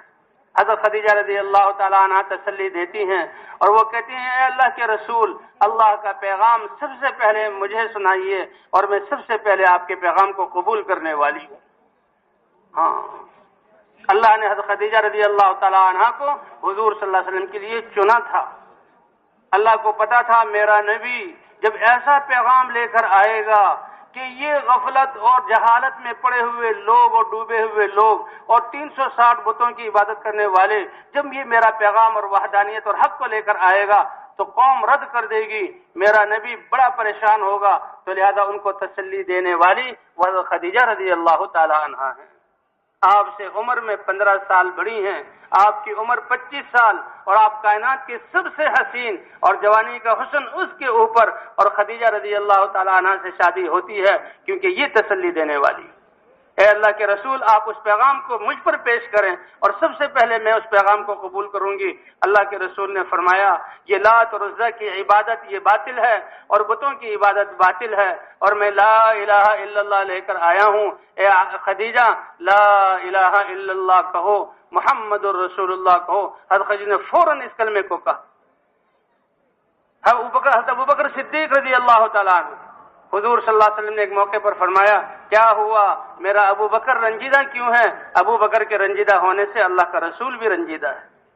اور کیوں رنجیدہ ہے؟ اے میری قوم، جب میں اللہ کا پیغام تمہاری طرف لے کر آیا تھا تو تم سب نے شک کیا کہ یہ کیسی بات کہ یہ سارے 360 بت اور اتنے اسباب حکومتیں مل کر ہمارے کام نہیں کر سکتی، اکیلا اللہ کیسے کام کرے گا؟ تم نے اس کلمے کو رد کر دیا۔ لیکن ابو بکر تو وہ اس امت میں سب سے پہلی ہستی ہے کہ جب اے ابو بکر یہ باطل کو چھوڑ دو، لات اور عزا کی عبادت چھوڑ کر ایک اللہ کی عبادت کی طرف آؤ اور لا الہ الا اللہ کہو۔ کہ حضور کی دعوت ختم ہوئی نہیں کہ ابو بکر نے کہا اشہد ان لا الہ الا اللہ واشہد ان محمد رسول اللہ،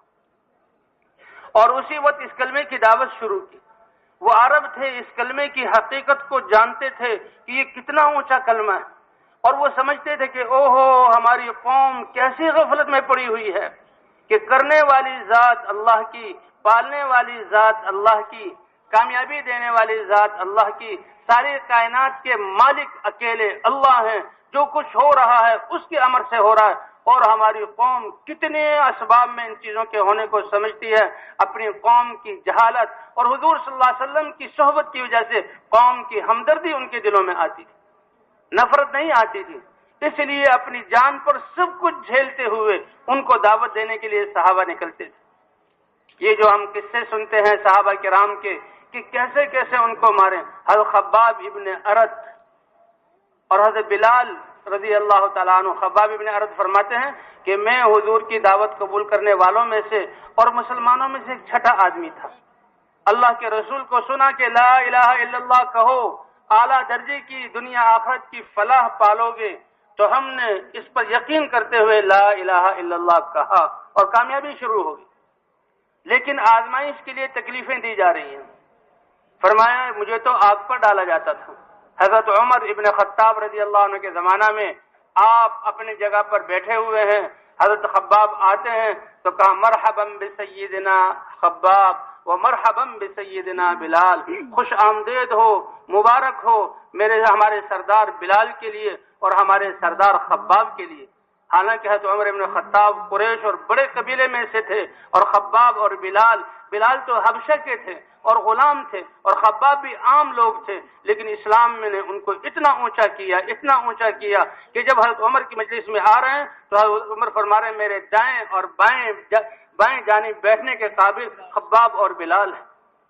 حضرت خباب جب آئے بٹھایا، اے خباب تم تو اللہ کے رسول کا شروع کا ساتھ دینے والے ہو اور اس کلمے کو شروع میں پڑھنے والے ہو، تو بتاؤ تو صحیح تمہارے ساتھ کیا بیتی اور تم پر کیا گزری۔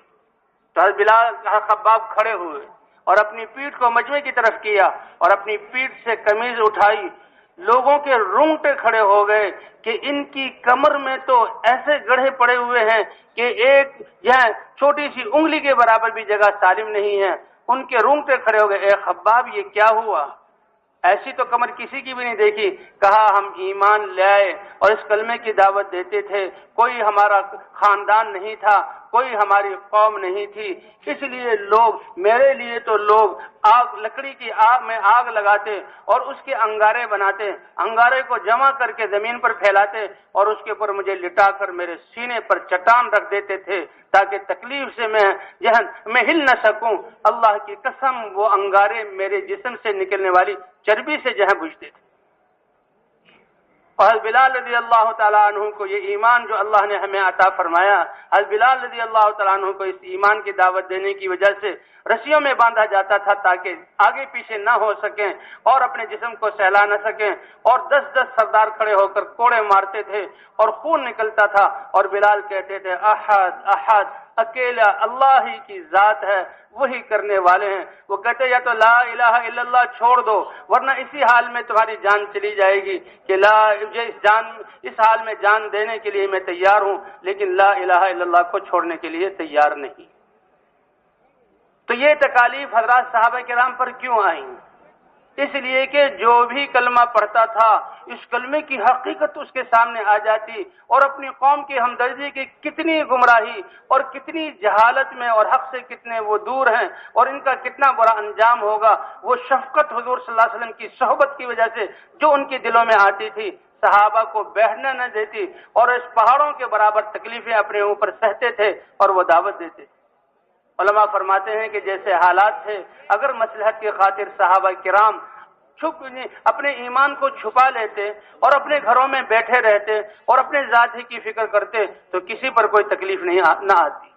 بلکہ یہ ساری تکالیف اس دعوت کی وجہ سے اور حضور صلی اللہ علیہ وسلم کی صحبت کی وجہ سے اور اس کلمے کی حقیقت کو اگر صحابہ سمجھ جاتے تھے تو چاہے وہ حضرت ابو بکر ہوں اور چاہے وہ حضرت بلال ہوں اور چاہے وہ حضرت عمر رضی اللہ تعالیٰ عنہ، ہر صحابی چاہے مرد ہو یا عورت ہو وہ دین کی دعوت دیتا تھا کہ لا الہ الا اللہ۔ یہ اس کی وجہ سے ان کو اپنی قوم کی گمراہی ان پر کھلتی تھی، اور پھر جو ہے اس گمراہی کی وجہ سے جو ناکامی سامنے آنے والی ہے، اللہ کے رسول صلی اللہ علیہ وسلم جو بتاتے تھے اور قرآن میں جو آیات ہیں ان کو سمجھ کر کہ ہمارے جو کفر پر مرے گا وہ اتنی بڑی ناکامی میں جائے گا، تو ان کے دل میں ایسا درد اور غم ہوتا تھا کہ وہ اپنے اوپر پہاڑوں کے برابر مصیبتیں جھیلتے تھے، لیکن دعوت کو نہیں چھوڑتے تھے۔ حضرت عبداللہ ابن حذافہ رضی اللہ تعالی عنہ جہاد کے لیے نکلے ہیں اور ایک ملک میں گئے ہیں، وہاں قید ہو گئے۔ غسانی عرب بادشاہ وہاں کا تھا، انہوں نے اس سے بات کی تو وہ سمجھ گیا کہ یہ بہت سمجھدار اور بہت کام کے آدمی ہے، تو پہلے اس نے لالچ دیا اور کہا کہ دیکھو اگر تم اپنے دین اسلام کو چھوڑ دو اور محمد صلی اللہ علیہ وسلم کی اتباع کو چھوڑ دو اور میرے دین پر آ جاؤ تو میں اپنی بادشاہت کا آدھا ملک تمہیں دے دوں گا اور اپنی بیٹی سے تمہاری شادی کر کر اپنا داماد بنا لوں گا۔ تو یہ ہنسے کہ کتنا ہی بے وقوف یہ بادشاہ ہے اور کیسی گھٹیا یہ بات کر رہا ہے۔ کہا تم تو اپنے ایک چھوٹے سے ملک کی آدھی سلطنت اور اپنی بیٹی کا رشتہ دینے پر مجھے لالچ دے رہے ہو، جتنے یہ عرب ممالک ہیں ان سب بادشاہتوں کی بادشاہتیں مجھے مل جائیں اور یہ کہا جائے کہ ہمارے حبیب صلی اللہ علیہ وسلم، ہمارے جہاں آقا حضرت محمد صلی اللہ علیہ وسلم جو دین لے کر آئے ہیں، آنکھ جھپکنے کے برابر میں اس دین کو چھوڑ دوں تو میں اس دین کو چھوڑنے کے لیے تیار نہیں ہوں۔ اللہ کی ذات پر ایمان، حضور صلی اللہ علیہ وسلم کا سچا عشق اور اس دین میں کامیابی ایسے ان کے دلوں میں گڑ گئی تھی۔ بادشاہ حیران ہوا کہ اتنے بڑے پیشکش کو اس نے ٹھکرا دیا۔ کہا اچھا تو پھر ان کو ڈراتا دھمکاتا ہوں، تو حوالے کر دیا فوجیوں کے، کہا اس کو سولی چڑھاؤ اور ماہر تیر اندازوں کو لگاؤ کہ تیروں کی اس پر بارش کریں، لیکن اس کے جسم کو نہ لگے، اس کے جسم سے گزرتے ہوئے گزر جائیں، اس کے سر اور جسم کے چاروں طرف سے تیروں کی بارش کی۔ لیکن اللہ کی ذات پر ایمان کہ جو اگر اللہ نے کا ارادہ ہے تو وہ تیر تو مجھے لگ سکتا ہے، اور اگر اللہ کا ارادہ نہیں ہے تو کوئی تیر مجھے ذرہ برابر نقصان نہیں پہنچا سکتا۔ یہ ایمان اتنے حوصلے والی چیز ہے کہ ایسے حال میں بھی کہ باندھا ہوا ہے سولی پر اور تیر ان کو نہیں بتایا گیا، نشانہ ان کا لگا رہے ہیں، لیکن ان کے دل میں ذرہ برابر تاثر نہیں ہے کہ جس تیر کا لگنا میرے نصیب میں لکھا وہ لگے گا۔ یہ تو اللہ کا امر ہے۔ یہ ایمان ایسے حوصلہ دلانے والی چیز ہے کہ جو بھی مجھے پہنچے گا وہ اللہ کے امر سے پہنچے گا، اور اللہ کے امر کو قبول کرنا یہ میری سعادت ہے، جان چلی جائے تو یہ میری سعادت ہے۔ تو لوگ حیران ہوئے اور بتایا کہ وہ تو ذرہ برابر اس سے متاثر ہوا ہی نہیں، اس کے ماتھے کو تو تیور اور خوف کا وجہ سے رنگ کا پیلا ہونا ظاہر ہوا نہیں، وہ بالکل مطمئن ہے۔ کہا پھر اس سے زیادہ سخت منظر ہم اس کے سامنے لاتے ہیں، تو ایسا کرو کہ آگ جلا کر بڑے بڑے دیگچوں میں تیل ڈالو، اور جب تیل ابلنے لگے تو پہلے 2 عام مسلمانوں کو اس کڑھائی میں ڈال دینا تاکہ ان کے سامنے جلتے ہوئے تیل میں وہ کوئلہ بن جائے، اور پھر ان کو لے جانا، لیکن دیکھو اگر یہ اس منظر سے متاثر ہوں تو فوراً مجھے بتانا۔ تو ایسا ہی نظام قائم کیا گیا، کڑھائی چڑھائی گئی اور اس میں تیل کو ابالا گیا اور 2 ایمان والوں کو اس میں ڈالا گیا، انہوں نے اپنی جان اللہ کے حوالے کر دی، اور ان کو جب لے کر جانے لگے تو ان کی آنکھوں میں آنسو آ گئے۔ تو فوجی سمجھے کہ اوہو یہ تو متاثر ہو گیا، رونے لگا، بادشاہ کو خبر دی، بادشاہ بھی بڑا خوش ہوا کہ لے آؤ ان کو واپس۔ اور بادشاہ نے کہا دیکھو میں نے تو پہلے ہی تمہیں پیشکش کی تھی اور اب بھی تو تمہاری آنکھوں سے آنسو ہے، تم رونے لگے۔ کہ بادشاہ سلامت تم سمجھے نہیں کہ میں رویا کس وجہ سے ہوں؟ کہا کس وجہ سے روئے ہو؟ کہ جب میں نے اپنے ساتھیوں کو دیکھا کہ آن کی آن میں ان کی روحیں نکل گئی اور اللہ کے لیے جان دے کر اللہ کے پاس پہنچ گئے، تو مجھے حسرت اور افسوس ہوا، اے اللہ تیری عظیم ذات، تیری یہ بڑی محسن ذات اور تیرا یہ مبارک دین، اس کے لیے میرے پاس اتنی ننھی سی جان ہے کہ اس تیل میں ڈالا جاؤں گا تو روح میری نکل جائے گی۔ اے اللہ یہ بھی کوئی بات ہے؟ میں تو اس حسرت میں رویا ہوں اور اللہ کے سامنے عرض کیا کہ میرے جسم میں جتنے بال ہیں، اگر وہ اتنی روحیں میرے جسم میں ہوتی اور ایک ایک روح کو اتنی تکلیف کے ساتھ جہاں نکالا جاتا تو بھی اللہ کا حق مجھ سے ادا نہ ہوتا۔ اللہ کے لیے جان دینا یہ ایمان اتنی بڑی چیز ہے، اور ایسا اطمینان کہا اس منظر کی وجہ سے میں نہیں رویا اور اس سے متاثر نہیں ہوا، بلکہ رویا تو اس لیے ہوں کہ اللہ کے دین کے لیے جان دینے کا وقت آ رہا ہے، اور ایک ننھی ہی سی جان ہے اور آن کی آن میں قصہ ختم ہو جائے گا۔ یہ اللہ کا دین، اس کے لیے جان دینا، اس کے لیے سب کچھ لگانا، یہ تو اتنا قیمتی ہے کہ اللہ کے رسول صلی اللہ علیہ وسلم یہ کہہ رہے ہیں کہ میں اپنے لشکروں کو دین کی دعوت دینے کے لیے، اللہ کا پیغام پہنچانے کے لیے بھیجتا ہوں، تو میرا دل چاہتا ہے کہ ہر لشکر کے ساتھ میں نکلوں۔ صحابہ کے بہت زیادہ سفر کروائے اور حضور صلی اللہ علیہ وسلم 25 سفروں میں یا 27 سفروں میں یا 29 سفروں میں ساتھ گئے۔ فرمایا کہ کچھ لوگ مسلمان ایسے ہیں کہ بیمار ہیں، معذور ہیں، ان کے پاس اللہ کے راستے میں نکلنے کے اسباب نہیں، وہ رہ جاتے ہیں۔ اگر میں ہر لشکر کے ساتھ نکلوں گا تو ان مسلمانوں کے دلوں پر کیا بیتے گی، اور وہ کیا افسوس کریں گے کہ اللہ کے رسول تو ہر لشکر کے ساتھ اللہ کے دین کی دعوت اور اللہ کے دین کی محنت اور جہاد اور جان قربان کرنے کے لیے نکل رہے ہیں، اور ہم جہاں مدینے میں ٹھہر رہے ہیں، کہا ان کے اس حسرت کی وجہ سے میں رک جاتا ہوں اور میں ہر لشکر کے ساتھ نہیں جاتا۔ باقی دین کا مرتبہ تو اتنا اونچا کہ میرا دل چاہتا ہے کہ اللہ کے راستے میں نکلوں، مجھے شہید کیا جائے، پھر مجھے زندگی دی جائے، اور پھر اللہ کے راستے میں شہید کیا جائے، پھر میں اللہ کے راستے میں نکلوں اور جان دے دوں، پھر مجھے زندہ کیا جائے اور پھر دوبارہ شہید کر دیا جائے۔ یعنی اللہ کے رسول بار بار اپنے دین، اپنی جان کو دینے کی تمنا کا، میں تمنا کرتا ہوں، محبت اس بات کو پسند کرتا ہوں کہ بار بار اللہ کے راستے میں نکلوں اور میری جان جائے اور پھر مجھے زندہ کیا جائے، پھر میں اپنی جان دے دوں۔ تو یہ کامیابی تو یہی ہے کہ اللہ نے جو زندگی، صلاحیتیں زندگی کے سانس دیے ہیں، سارے کے ساری جو ہے صلاحیتیں اور زندگی کے ساتھ اللہ کے احکام کو پورا کرنے میں اور نبی صلی اللہ علیہ وسلم کے طریقے پر چلنے میں اور اللہ کے دین کو زندہ کرنے میں لگے، یہ ہماری کامیابی ہے۔ حضرت ابوبکر صدیق رضی اللہ تعالیٰ عنہ جیسی ہستی کہ جو حضور صلی اللہ علیہ وسلم کے ساتھ شروع دن سے ہیں، قرآن میں ان کا ذکر ہے، اور کتنا اپنا سب کچھ اللہ کے رسول نے یہ بھی فرمایا کہ میرے صحابہ نے میری مدد کی، قیامت میں جہاں میرے صحابہ کی جتنے صحابہ نے مجھ پر احسانات کیا، میری مدد کی، ان کے احسانات کا بدلہ میں دنیا میں دے چکا ہوں۔ ابو بکر کے احسانات مجھ پر اتنے ہیں کہ ان کا بدلہ تو اللہ میدان محشر میں خود اپنی شان کے مطابق دیں گے۔ ایسے ابو بکر کہ جان لگانے کی جد پہ ہجرت کرتے ہوئے سارا مال اپنا لے لیا۔ ان کی بیٹی اسماء رضی اللہ تعالیٰ عنہ فرماتی ہیں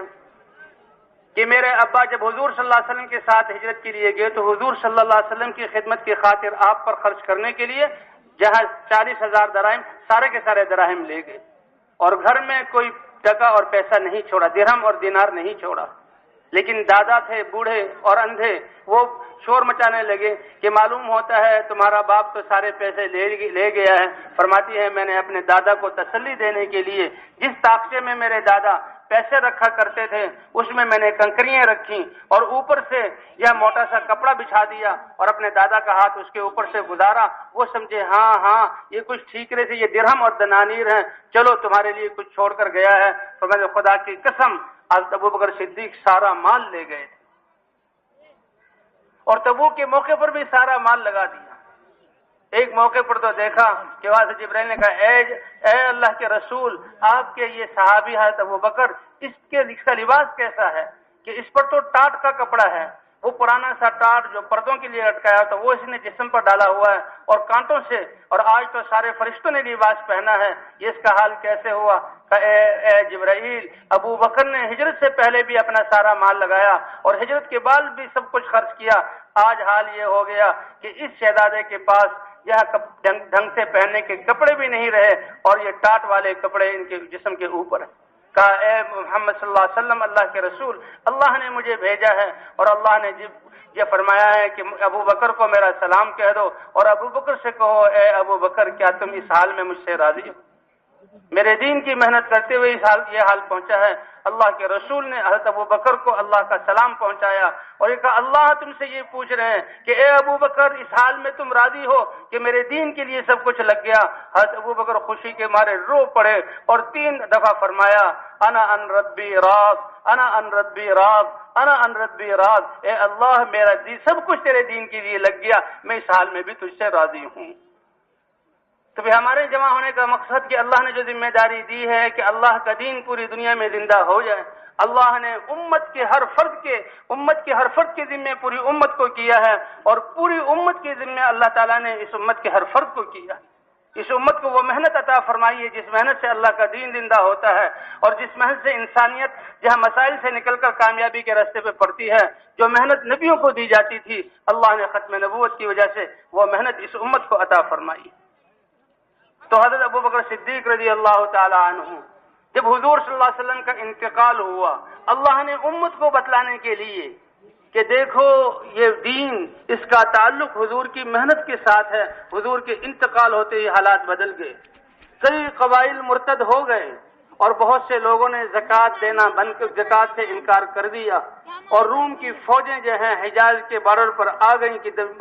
جس نبی کی وجہ سے اللہ کی مدد ہوتی تھی وہ چلا گیا، اب حملہ کرو۔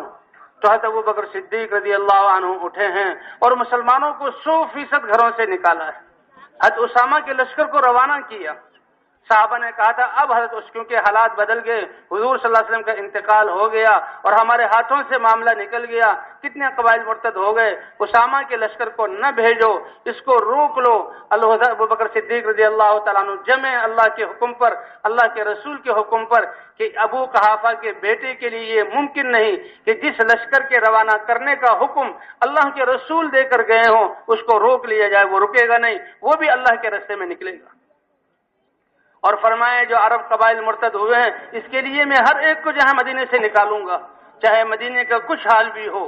تو حضرت عمر رضی اللہ تعالیٰ عنہ جیسے ہستی نے کہا اے ابو بکر اب ہماری 2 طاقتیں نہیں ہمارے پاس، ایک لشکر دشمنوں کے خلاف چلا گیا، اب ہمارے پاس دوسری طاقت نہیں ہے۔ تو حضرت ابو بکر نے زور سے ان کے سینے پر یہ ہاتھ مارا کہ تم جاہلیت میں تو اتنے طاقتور اور ایسے بہادر بنتے تھے اور اسلام میں تم کمزور بنتے ہو، میں تو تمہیں نکال کر رہوں گا اور میں خود بھی ساتھ جاؤں گا، اور اگر ساری مخلوق انکار کر دیں تو ابو بکر اللہ کے راستے میں نکل کر رہے گا۔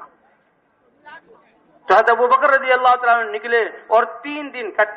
دن مسجد نبوی اور مدینہ منورہ میں ایسے آئے کہ کوئی بالغ مرد اذان کہنے والا اور جماعت سے نماز پڑھنے والا نہیں تھا۔ یہ سب اللہ کے راستے میں، ظہر کی نماز کسی قبیلے کے پاس، عصر کی نماز دوسرے جہاں قبیلے اور گاؤں کے پاس، اور مغرب کی نماز کہیں اور۔ 3 دن کا جو مسلسل نکلنا ہوا، اللہ تعالیٰ نے اس نکلنے کی برکت سے پھر امت کو اسی سطح پر اللہ نے لا کھڑا کیا جس سطح پر حضور صلی اللہ علیہ وسلم امت کو چھوڑ کر گئے تھے۔ تو اللہ نے دکھلا دیا کہ دیکھو حضور صلی اللہ علیہ وسلم تمہیں اپنی امت کو یتیم چھوڑ کے نہیں گئے، ایسی محنت دے کر گئے ہیں کہ امت اگر اس محنت کو کرے گی تو اللہ تعالیٰ ایسے ہی انسانوں کو ہدایت دیں گے جیسے اللہ نبیوں کی محنت سے ان کی قوموں کو ہدایت دیتے تھے، اور جہاں ہدایت یافتہ لوگوں کے علاوہ باقی سب کو اللہ جہاں ختم کر دے روئے زمین کو پاک کر دیتے تھے اور زمین کی خلافت ایمان والوں کو دیتے تھے۔ اور پھر حضور صلی اللہ علیہ وسلم کی جو محنت ہے بقول ہمارے حاجی عبدالوہاب صاحب کے کہ اس محنت میں تو سارے نبیوں کی دعوت اور محنت کا نور ہے۔ یہ اتنی طاقتور محنت ہے کہ کسی نبی کو تاجروں کی طرف نبی بنا کر بھیجا گیا کہ تجارت کی یقین کے خلاف اللہ کے یقین کی دعوت، کسی نبی کو کثرت والی قوم کی طرف بھیجا گیا کہ ان کے دلوں میں کثرت کا یقین تھا، کسی نبی کو اللہ تعالیٰ نے زراعت کے نقشوں والی قوم کی طرف بھیجا، لیکن حضور صلی اللہ علیہ وسلم کو تمام نقشوں کے مقابلہ میں اور تمام قوموں کی طرف جہاں بھیج کر دعوت دے کر اللہ نے بھیجا ہے۔ تو حضور صلی اللہ علیہ وسلم والی محنت میں ساری نبیوں کی محنت کا نور ہے، اور وہ محنت اللہ تعالیٰ نے ختم نبوت کی وجہ سے اس امت کو عطا فرمائی۔ تو ابو بکر کیا کہتے ہیں؟ اَيَنْقُصُ الدِّينُ وَأَنَا حَيٌّ، کیا دین میں تھوڑی سی کمی آ جائے اور ابو بکر زندہ رہے؟ ایسا نہیں ہو سکتا۔ اگر تم میں سے کوئی بھی نہ جائے تو ابو بکر اکیلا نکل کر رہے گا، یا ابو بکر کی گردن اس تن سے جدا ہو جائے گی، یا اللہ اپنے دین کو پوری دنیا میں زندہ کر دیں گے۔ تو نکالا، صحابہ کو 100% نکالا۔ تو بھئی اللہ کے راستے میں نکلنا، یہ ساری جو ہے فساد کا اور ساری جو ہے خرابیوں کا یہ علاج ہے، اور اس میں اللہ تعالیٰ نے پوری انسانیت کے لیے بھلائی رکھی۔ اللہ تعالیٰ نے ہمیں یہ محنت عطا فرمائی ہے، اللہ تعالیٰ نے ہمیں یہ محنت عطا فرمائی ہے۔ فرمایا کہ مسلمانوں میں آج جو انسانیت جن حالات سے گزر رہی ہے اور جن پریشانیوں سے جہاں آج انسانیت گزر رہی ہے، یہ اس کے مجرم اصل ہم ہیں، کہ حضور صلی اللہ علیہ وسلم کی محنت میں اللہ نے ان ساری جو ہے مصیبتوں کا علاج رکھا ہے، اور اس محنت کے ذمہ دار ہم ہیں۔ لیکن اس میں آج تک ہم اپنی خواہشات کو پورا کرنے اور دنیا کی حاجات کو پورا کرنے میں لگے رہے، اور اس محنت سے ہم نے اعراض برتا۔ تو بھئی پچھلی زندگی سے اللہ سے مانگنا معافی اور استغفار اور توبہ کرنا، اے اللہ ہمارے اس جرم عظیم کو معاف فرما دے۔ پوری امت سے جو جرم ہوا کہ حضور صلی اللہ علیہ وسلم کی محنت، جس محنت میں سارے فسادات کا علاج اور ساری خرابیوں کا علاج اور ساری ناکامیوں سے نکلنا تھا، وہ ختم نبوت کی وجہ سے اللہ نے وہ محنت ہمیں عطا فرمائی تھی، وہ محنت امت بھول گئی اور اپنے بھولنے کو بھی بھول گئی۔ سب سے بڑا گناہ یہ ہوا۔ تو یہ اپنے آپ کو اللہ کے سامنے یا اپنے جرموں کا اعتراف کرتے ہوئے، مجرم سمجھتے ہوئے اللہ سے معافی مانگنا۔ اللہ معاف کرنے والے ہیں۔ وہ تو فرماتے ہیں میرے بندو، فضاؤں سے بھرے ہوئے تمہارے گناہ ہوں اور مشرق و مغرب بھر جائیں، آسمانوں کی نچلی سطح تک گناہ پہنچ جائیں، تائب ہو کر آ جاؤ تو تمہارے سارے گناہوں کو معاف کر دوں گا۔ تو بھئی پوری امت کے ہم جو ہیں اللہ تعالیٰ سے توبہ اور استغفار کریں اور پوری امت کو اس توبہ استغفار پر ڈالیں۔ اے اللہ ہمارے وہ گناہ کہ جن گناہوں کی وجہ سے امت اس محنت سے محروم ہوئی اور پھر یہ امت اور ساری انسانیت اس مسائل کا شکار ہوئی، اے اللہ ہماری ان ناقدریوں کو اور اے اللہ ہمارے گناہوں کو معاف فرما دے۔ تو بھئی معافی مانگیں گے نا انشاءاللہ، اور ہر مسلمان کو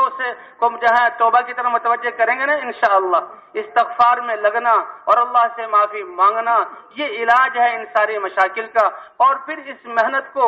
محنت کو اپنی زندگی کا مقصد بنا کر کرنا، یہ علاج۔ انا عند ظن عبدی بھی، اعمال کا دار و مدار انسان کے نیت پر ہے، اور جو ہے مسلمان کا یقین اللہ کی ذات پر اور گمان، یہ سب سے بڑی طاقتور چیز ہے۔ اے اللہ آئندہ کی زندگی اس محنت کو مقصد بنا کر ہم کریں گے، اور ہماری زندگی کا ہر سانس اسی محنت کو کرتے ہوئے گزرے گا، اس کا ہم عزم اور ارادہ کریں۔ ہاں، پوری امت کو معافی پر لائیں۔ اللہ نے یہ محنت دی، اور اس محنت کو کرنے کے لیے اللہ نے جسم سے باہر کسی چیز کا ہمیں محتاج نہیں بنایا۔ اللہ کی ذات کا یقین اور ایمان بٹھانے کے لیے اللہ کی بڑائی کو بیان کرنا ہے۔ اللہ نے یہ محنت دی کہ یہ امت اور امت کا ہر فرد حضور صلی اللہ علیہ وسلم کی محنت کو کرنے والا بن جائے، اور اس محنت میں حضور صلی اللہ علیہ وسلم کا طریقہ زندہ ہو، حضور کی محنت بھی زندہ ہو اور حضور صلی اللہ علیہ وسلم کا طریقہ بھی زندہ ہو، اور مسلمانوں کے تمام شعبۂ زندگی میں اللہ کے احکام اور حضرت محمد صلی اللہ علیہ وسلم کی مبارک سنتیں زندہ ہو جائیں، اور مسلمان عبادات کو صحیح نہج پر اور اللہ کے احکام کو صحیح نہج پر ادا کرنے والا بن جائے۔ اور پھر اس محنت کو کرتے ہوئے حضور صلی اللہ علیہ وسلم والے اخلاق کی مشق کرنا، کہ سب کچھ لگانا ہے اور اس محنت کو حضور کے طریقے پر کرنا ہے، لیکن حضور والے اخلاق نرمی کے ساتھ اور شفقت کے ساتھ اور انسانوں کی ہمدردی دل میں لیے ہوئے سب کچھ اپنے پر جھیلتے ہوئے اس محنت کو کرنا ہے۔ اس کے لیے علم اور ذکر کی فضائیں قائم کرنی ہوں گی، تعلیم کے حلقے لگانے ہوں گے، اور اللہ کے راستے میں نکل کر دعوت دینا ہوگی۔ بھئی جو ہی ہم نیت کریں گے کہ اے اللہ تو ہماری پچھلی کوتاہی کو معاف فرما دے، ہمارے گناہوں کو معاف فرما دے، اور اے اللہ ہم پوری انسانیت کی نیت کرتے ہیں کہ پوری انسانیت کو دین پر لانے کے لیے اور پوری انسانیت کو جو ہے حضور صلی اللہ علیہ وسلم کی محنت پر لانے کے لیے ہم اپنی ساری صلاحیتیں لگائیں گے، اس نیت کے کرتے ہی اللہ کی طرف سے رحمتوں کے سلسلے شروع ہو جائیں گے۔ اللہ کا معاملہ رحمت والا معاملہ، اللہ کے غصے والی نظر ہٹ کر اللہ کی رحمت والی نظر ہم پر آ جائے گی۔ فرمایا انسانوں کی زندگیوں میں اللہ کے احکام، حضور صلی اللہ علیہ وسلم کی سنتیں زندہ ہوں گی تو اللہ آسمان اور زمین کی برکتوں کے دروازے کھول دیں گے۔ وَلَوْ أَنَّ أَهْلَ الْقُرَىٰ آمَنُوا وَاتَّقَوْا لَفَتَحْنَا عَلَيْهِمْ بَرَكَاتٍ مِّنَ السَّمَاءِ وَالْأَرْضِ، اگر یہ بستیاں والے ایمان اور اعمال والے ہو جائیں اور تقوی اختیار کر لیں تو زمین اور آسمان کی برکتوں کے دروازے کھول دیں گے۔ اور اللہ کے دین کی مدد کرنا، ان تنصر اللہ ینصرکم، یہ کتنا بڑا اعزاز ہے ہمارے لیے کہ ہم اپنے اتنے ایسے کمزور جسموں کے ساتھ اور ہم اپنی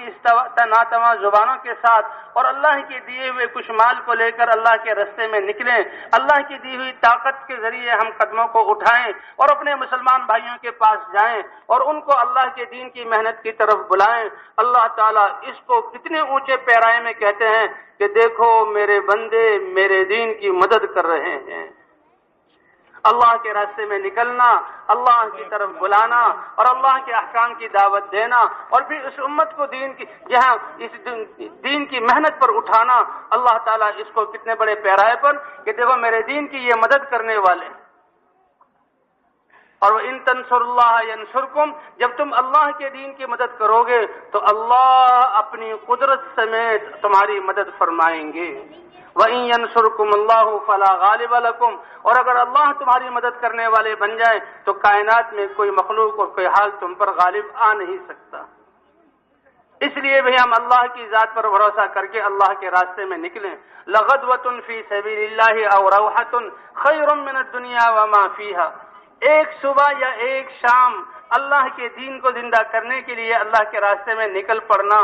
دوسرے انسان کو دنیا کے سارے کارخانے اور دنیا کی زمین کے سارے جہاں خزانے مل جائیں اور دنیا کی ساری زمینیں اس کو مل جائیں تو یہ ایک صبح یا ایک شام جو اللہ کے راستے میں نکلا ہے اس سے کہیں بہتر ہے۔ اس دنیا والے کی دنیا ایک دن فنا ہو جائے گی، ختم ہو جائے گی، لیکن اس کے اللہ کے راستے میں نکلنے کا اجر ہمیشہ ہمیشہ ہمیشہ اس کو ملتا رہے۔ جہاں مالدار مسلمان اپنی زکوٰۃ کو لے کر پھرتا تھا تو غریب کو تلاش کرنا پڑتا تھا کہ میں زکوٰۃ ادا کروں،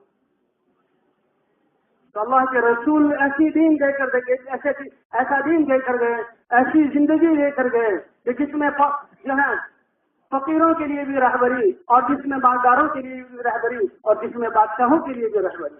حضرت عمر بن عبدالعزیز جب خلافت کو ملنے لگی، حضور صلی اللہ علیہ وسلم خواب میں آئے اور حضور صلی اللہ علیہ وسلم سے دائیں بائیں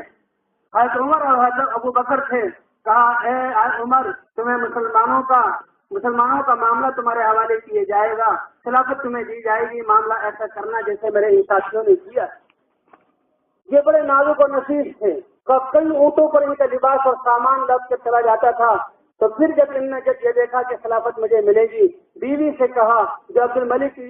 ابن مروان کی بیٹی تھی اور مروان کی پوتی تھی اور 4 یا 5 بھائی اس کے خلفاء تھے اور شوہر بھی خلیفہ رہا، اے فاطمہ، مجھے مسلمانوں کی یہاں باغدور ملنے والی ہے اور میں نے تو فقیرانہ زندگی گزارنے کا ارادہ کر لیا ہے، اگر تم میرے ساتھ رہنا چاہتی ہو تو ایسا کرو کہ اپنے یہ سارے جوڑے ریشمی، سارے زیورات اور سونا چاندی، ہیرے جواہرات، ساری باندیاں اور غلام ان کو آزاد کر دو اور یہ محل چھوڑ دو اور ایک فقیرانہ زندگی گزار سکتی ہو تو ہمیشہ گزارو، ورنہ تو پھر تم مجھ سے طلاق لے لو، عائش والی اور شاہانہ زندگی چاہتی ہے تو کسی اور کے ساتھ گزار لو۔ انہوں نے کہا اے عمر بن عبدالعزیز، آپ کو یہ معاملہ دیا گیا، ذمہ داری دی گئی، پتہ نہیں زندگی کے کتنے سال ہیں، میں بھی فقر کی حالت میں تمہارے ساتھ زندگی گزارنے کے لیے تیار ہوں۔ تمام غلاموں کو آزاد کیا، باندیوں کو آزاد کیا، سارا ساز و سامان دے دیا اور ایسی حالت آئی کہ ایک کچے سے گھر میں وہ عورت بیٹھی ہوئی ہے اور 3 بر اعظموں میں اس کے شوہر کی بادشاہت ہے اور اپنے ہاتھ سے آٹا گوندھ رہی ہے اور پھٹے پرانے کپڑے پہنے ہوئے ہیں۔ عید کا موقع آیا، بچے روتے ہوئے آئے، اما جان وزرا اور اراکین سلطنت کے بچے خوش ہو رہے ہیں اور وہ اپنے کپڑے دکھلا رہے ہیں اور ہمارے پاس کپڑے نہیں۔ کہا تمہارے ابا آئیں گے تو ان سے کہوں گی۔ ابا آئے، امیر المومنین عمر بن عبدالعزیز آئے کہ بچے یہ کہہ رہے ہیں، کہا تنخواہ میں اتنی گنجائش نہیں کہ میں اپنے بچوں کے لیے نئے کپڑے سلوا سکوں۔ یہ اللہ کے رسول کی وصیت اور حضور صلی اللہ علیہ وسلم کی تربیت کا اثر۔ تو بیوی نے مشورہ کہا کہ خزانچی جو ہے اس سے کہہ دو کہ وہ 1 مہینے کی تنخواہ ہمیں مقدم دے دے۔ کہاں یہ ہو سکتا ہے؟ عمر ابن عبدالعزیز جو 3 بر اعظموں کا بادشاہ ہے، اپنے ایک بیت المال کے خزانچی کو لکھتا ہے کہ اے فلانے، عمر ابن عبدالعزیز کو اگلے مہینے کی تنخواہ دے دی جائے تاکہ یہ بادشاہ وقت اپنے بچوں کے لیے نئے کپڑے سلوا سکے۔ امن کا، ایمان کا، امانت داری کا زمانہ تھا۔ اس نے لکھا اے امیر المومنین، اگر آپ اس بات کی گواہی دیتے ہیں کہ اگلے مہینے آپ مسلمانوں کی خدمت کا انجام دے سکیں گے تو میں تنخواہ پیشگی دے سکتا ہوں، ورنہ میری طرف سے معذرت۔ اور جب یہ خط پہنچا تو بیوی کو دکھایا تو ہم اپنے بچوں کے کپڑے نہیں سلوا سکتے۔ تب وہی پرانے کپڑے پہن کر وہ عیدگاہ میں گئے۔ ان کا ایک بیٹا تھا عبد الملک ابن عمر ابن عبدالعزیز، وہ بہت تقویٰ والا تھا، حضرت عمر کو اس سے محبت تھی۔ اب باقی بچوں نے بھی پرانے کپڑے پہنے ہوئے، اس نے بھی پہنے ہوئے، اس کو دیکھ کر ان کی آنکھوں میں آنسو آئے۔ تو بیٹا، تم اپنے باپ کی سادہ زندگی کی اختیار کرنے کی وجہ سے آج تمہیں یہ وقت آیا کہ تم پرانے کپڑے پہنے ہوئے ہو، کہیں تمہارا دل تو نہیں دکھ رہا؟ بیٹے نے کہا نہیں ابا جان، ہم شرمندہ نہیں ہیں، بلکہ ہمیں فخر ہے کہ ہمارے باپ نے دنیا میں ظلم نہیں کیا بلکہ عدل کو قائم کیا ہے۔ تو ان کے زمانے میں ایسا موقع آیا تھا کہ مسلمانوں کو اتنا 3 بر اعظموں میں مسلمان اتنے خوشحال ہو گئے تھے، تقسیم کیا اپنے بیت المال کے یا خزانوں کو، حتیٰ کہ مالدار وہ ڈھونڈنا پڑتا تھا اس کو کہ مجھے کوئی غریب مل جائے اور میں اس کو جو ہے زکوٰۃ ادا کر سکوں۔ تو اللہ کا رسول ایسا دین لے کر آیا اور دین کی محنت لے کر آیا، اور دین کی محنت اس امت کو دی، ایسی محنت جس کا نتیجہ یقینی ہے۔ باقی جتنی محنتیں ہیں اس کا اجر بھی تھوڑا سا، نفع بھی تھوڑا سا، اور نتیجہ یقینی نہیں ہے، لیکن ہدایت کا نتیجہ یقینی۔ اللہ قرآن پاک میں فرماتے ہیں والذین جاہدوا فینا لنہدینہم سبلنا وان اللہ لمع المحسنین، وہ لوگ جو ہماری رضا کو حاصل کرنے کے لیے ہمارے دیے ہوئے جان اور مال کو ہمارا کلمہ بلند کرنے کے لیے لگائیں گے، لنہدینہم، ایک قسمیہ کلام ہے، ہم ان کو سب سے اونچی دولت ہدایت عطا کر کے رہیں گے۔ تو اللہ نے تو ہمیں چن کر اس کے لیے بنایا، اور اللہ نے ہمیں یہ محنت دی۔ حضور صلی اللہ علیہ وسلم نے پوری عمر اس محنت کو کیا اور صحابہ کو بھی اس محنت پر لگایا، اور آپ کا دل بھرا ہوا تھا کہ ساری انسانیت کو ہدایت مل جائے۔ صحابہ آپ کے غم کو دیکھ کر کہا کرتے تھے کانا حریصا علی ہدایت الناس اجمعین، کہ آپ صلی اللہ علیہ وسلم سارے انسانوں کو ہدایت مل جائے، کفر سے بچ جائیں، اللہ کی ناراضگی سے بچ جائیں، دنیا کے مسائل سے بچ جائیں، دنیا کی زندگی امن اور امان والی ہو جائے۔ اس کی آپ کے دل میں حرص تھی کہ اس کے بغیر آپ کو چین نہیں آتا تھا۔ کہ وحشی جس نے آپ کے چچا حضرت حمزہ کو شہید کیا، غزوہ احد میں آپ پر کتنی تکالیف آئی، صحابہ کی ایک معمولی سی بھول کی وجہ سے فتح ہو چکی تھی، تب ایک جماعت میں تھوڑا اختلاف ہوا، اللہ نے پاک نے فرمایا اتری ہوئی مدد اٹھ گئی، اور صحابہ جیسے 70 صحابہ شہید ہوئے، ایک طرف 70 صحابہ کے لاشیں پڑے ہوئے ہیں، اور خود ایک حضور صلی اللہ علیہ وسلم ایک گڑھے میں گرے، ابن طمیہ نے وہ گلا کھودا تھا، اور آپ کے سر پر چوٹ لگی، آپ کو غشی طاری ہو رہی ہے، آپ کی خوف کی میخیں آپ کے جبڑے میں چپ چکی ہیں، اور جب اس کو نکالا گیا آپ کے 2 دانت شہید ہو گئے، اور ایک طرف حمزہ رضی اللہ تعالیٰ کا لاشا پڑا ہوا ہے اور آپ اس کو دیکھ کر رو رہے ہیں۔ ایک طرف 70 صحابہ ہیں، اور حضرت حمزہ رضی اللہ تعالیٰ عنہ تو آپ کے چچا بھی ہیں، آپ کے رضائی بھائی بھی ہیں، آپ کے ہم عمر ہونے کے دوست بھی ہیں، اور ان کے اسلام لانے کا قصہ بھی عجیب ہے کہ ابو جہل نے اور دوسرے لوگوں نے آپ کو تکلیف دی، آپ نماز پڑھ رہے تھے، مشربہ خانے سے گندگی لا کر ڈالی، حضرت حمزہ رضی اللہ تعالیٰ کی بیوی یہ دیکھ رہی تھی، حضرت حمزہ رضی اللہ تعالیٰ عنہ شکار کے لیے گئے ہوئے تھے، جب واپس آئے تو بیوی نے تانا دیا، بڑے شکاری بنے پھرتے ہو، شکار اپنے ساتھ لاتے ہو، دیکھو تمہارے بھتیجے کے ساتھ کیا ہوا۔ اس وقت تک یہ مسلمان نہیں ہوئے تھے، جب واقعہ کا پتہ لگا غصہ آیا اور فوراً تیر کمان اپنے دیا اور بھاگے اس لشکر کی اس جمٹنے کی طرف، بہت طاقتور شیر کی طرح تھے۔ ابو جہل جو مجمع بیٹھا ڈر گیا کہ آ گیا ہم کا، آج تو غصے میں آ رہا، خبردار جو اپنی جگہ سے کوئی اٹھا،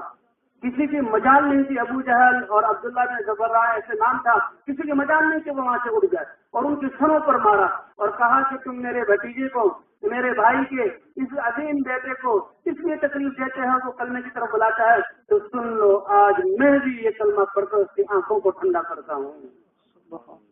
اشہد ان لا الہ الا اللہ واشہد ان محمد رسول اللہ۔ تو ایسے حال میں مسلمان ہوئے، اور حضور کے ساتھ رہے. اور غزوہ احد پر ایسا کہ جہاں صفوں میں گھستے تھے صفوں کی صفوں کو گرا دیتے تھے. وحشی کہتا ہے میں ان کے لیے چھپا ہوا تھا, مجھے آزادی اور کچھ سونے چاندی زیورات کا مجھے انعام کا لالچ دیا گیا تھا. جو ہی حمزہ لڑتے ہوئے میرے سامنے آئے میں نے تولا ہوا تھا نیزے کو زور سے مارا, وہ ان کی ناک میں لگا اور کمر کی طرف پار ہونے لگا. حضرت حمزہ اٹھے اور اس کو نکالا لیکن گر گئے اور وہاں ان کی شہادت ہو گئی. ہندا نے ان کے ناک اور کان کو کاٹا اور جو ہے پیٹ کو چیرا گیا. اللہ کا رسول اپنے چچا کو دیکھ کر رو رہا ہے. ایک طرف 70 صحابہ انصار مدینہ زیادہ تھے اور مہاجرین اس میں کم تھے. انصار میں کوہرام مچا ہوا, مدینے کے ہر گھر میں رو رہے ہیں. اللہ کا رسول کہتا ہے سب پر کوئی رونے والی عورتیں, ان کی بہنیں اور ان کی مائیں اور ان کی جو ہے بیوی ہیں, میرے چچا پر رونے والا کوئی نہیں. انصار مدینہ کی عورتوں کو پتہ لگا کہ اللہ کے نبی, اے اللہ کے نبی, اگر آپ کہیں تو ہم ایسا روئیں گی کہ دکھا دیں گی. کافی اس کے بعد رونا منع آ گیا. تو بہرحال حضور صلی اللہ علیہ وسلم کو بہت غم تھا اور حضور نے جب آپ اپنے چچا کی ان چیزوں کو دیکھا تو بہت غصہ بھی آیا. تو فرمایا کہ میں 70 کافروں کو مسلح کروں گا, اسی طرح ناک کان کاٹوں گا. اللہ نے آیت اتاری وَإِنْ عَاقَبْتُمْ فَعَاقِبُوا بِمِثْلِ مَا عُوقِبْتُمْ بِهِ وَلَئِنْ صَبَرْتُمْ لَهُوَ خَيْرٌ لِلصَّابِرِينَ. اے نبی اگر سزا دینی ہے تو جتنی تکلیف آپ کو پہنچی ہے اتنی ہی سزا دیں, اور اگر آپ صبر کر لیں تو یہ صبر کرنے والوں کے لیے بہتر ہے. اللہ کے رسول نے کہا میرے رب نے صبر کرنے کا حکم دے دیا اور کہا ہے کہ صبر کرنا صبر کرنے والوں کے لیے بہتر ہے. میں اپنے رب کی بات کو مانتے ہوئے صبر کرتا ہوں اور معاف کرتا ہوں. اور ویسے جس نے یہ شہید کیا تھا اس کی طرف پیغام بھیجا. ایک دفعہ پیغام بھیجا تو اس نے شرط کہا کہ قرآن پاک میں تو تمہارے اللہ کی کتاب میں شراب پیے, جنا کرے, فلاں کرے, فلاں کرے, وہ بہت بڑا عذاب پائے گا. میں نے تو یہ سارے گناہ کیے ہوئے ہیں, میں کیسے اسلام لاؤں؟ اس نے جواب دے دیا اللہ بھی مہربان حضور صلی اللہ علیہ وسلم کی رحمت للعالمین. اللہ نے دوسری آیت اتاری کہ جو ہے جن لوگوں نے اپنی جن لوگوں نے شرک نہیں کیا باقی سارے گناہ اللہ معاف کر دیں گے, شرک کو معاف نہیں کریں گے. کس کے لیے چاہیں گے معاف کر دیں گے. تو واشی نے جواب بھیجا کہ اچھا یہ تو اللہ کی مشیت پر جو ہے موقوف ہے, پتہ نہیں اللہ میرے بارے میں معاف کرنا چاہیں گے یا نہیں چاہیں گے. بات نہیں بنی اس لیے میں اسلام نہیں لاتا. اللہ نے بھی تیسری آیت اتاری اور اللہ کا رسول بھی اپنے چچا کے اس محبوب چچا کے قاتل کی طرف پیغام بھیج رہا ہے کہ اس کو ہدایت مل جائے اور وہ جو ہے جہنم سے بچ جائے. اللہ نے یا عبادی الذین اسرفوا علی انفسہم لا تقنطوا من رحمت اللہ ان اللہ یغفر الذنوب جميعا. اے میرے بندو جنہوں نے ظلم کر لیا اپنے اوپر, اللہ کی رحمت سے نا امید نہ ہو, اللہ تمہارے سارے گناہوں کو بخش دیں گے. اس پر واقعی نے کہا ہاں اب بات بنی ہے اور وہ اسلام لانے کے لیے تیار ہوا. لیکن حضور کی مجلس میں کیسے حاضر ہو؟ اس نے جو ہے نقاب پہنا, گھاٹا باندھا, چھپ کر حضور کی خدمت میں آیا اور حضور کے سامنے جب آیا اس نے پھر اپنا نقاب کھولا کہ میں وحشی ہوں جس کی طرف آپ نے دعوت بھیجی ہے, کلمہ پڑھنے کے لیے آیا ہوں. وحشی کو دیکھ کر صحابہ کا خون کھول گیا اور انہوں نے تلواریں اٹھا لی اور اس کی طرف لپکنے لگے. اللہ کے رسول نے کہا چھوڑ دو, اس کو قتل نہ کرو. ایک کافر کا اسلام لانا 1000 کافروں کے قتل کرنے سے میرے نزدیک زیادہ پسندیدہ ہے. اور یہ وحشی مسلمان ہو گیا اور یہ صحابی بن گئے. اللہ کے رسول نے کہا قصہ تو سنا تم نے کیا کیا. پھر انہیں سارا قصہ سنا. حضور دارو قطار ہوتے رہے اور دکھایا وحشی تم سامنے آتے ہو, چچا کا منظر سامنے آ جاتا ہے, وہ برداشت نہیں ہوتا اس لیے کہیں اور جا کر رہو, تو وہاں سے چل کر کہیں اور چلے گئے.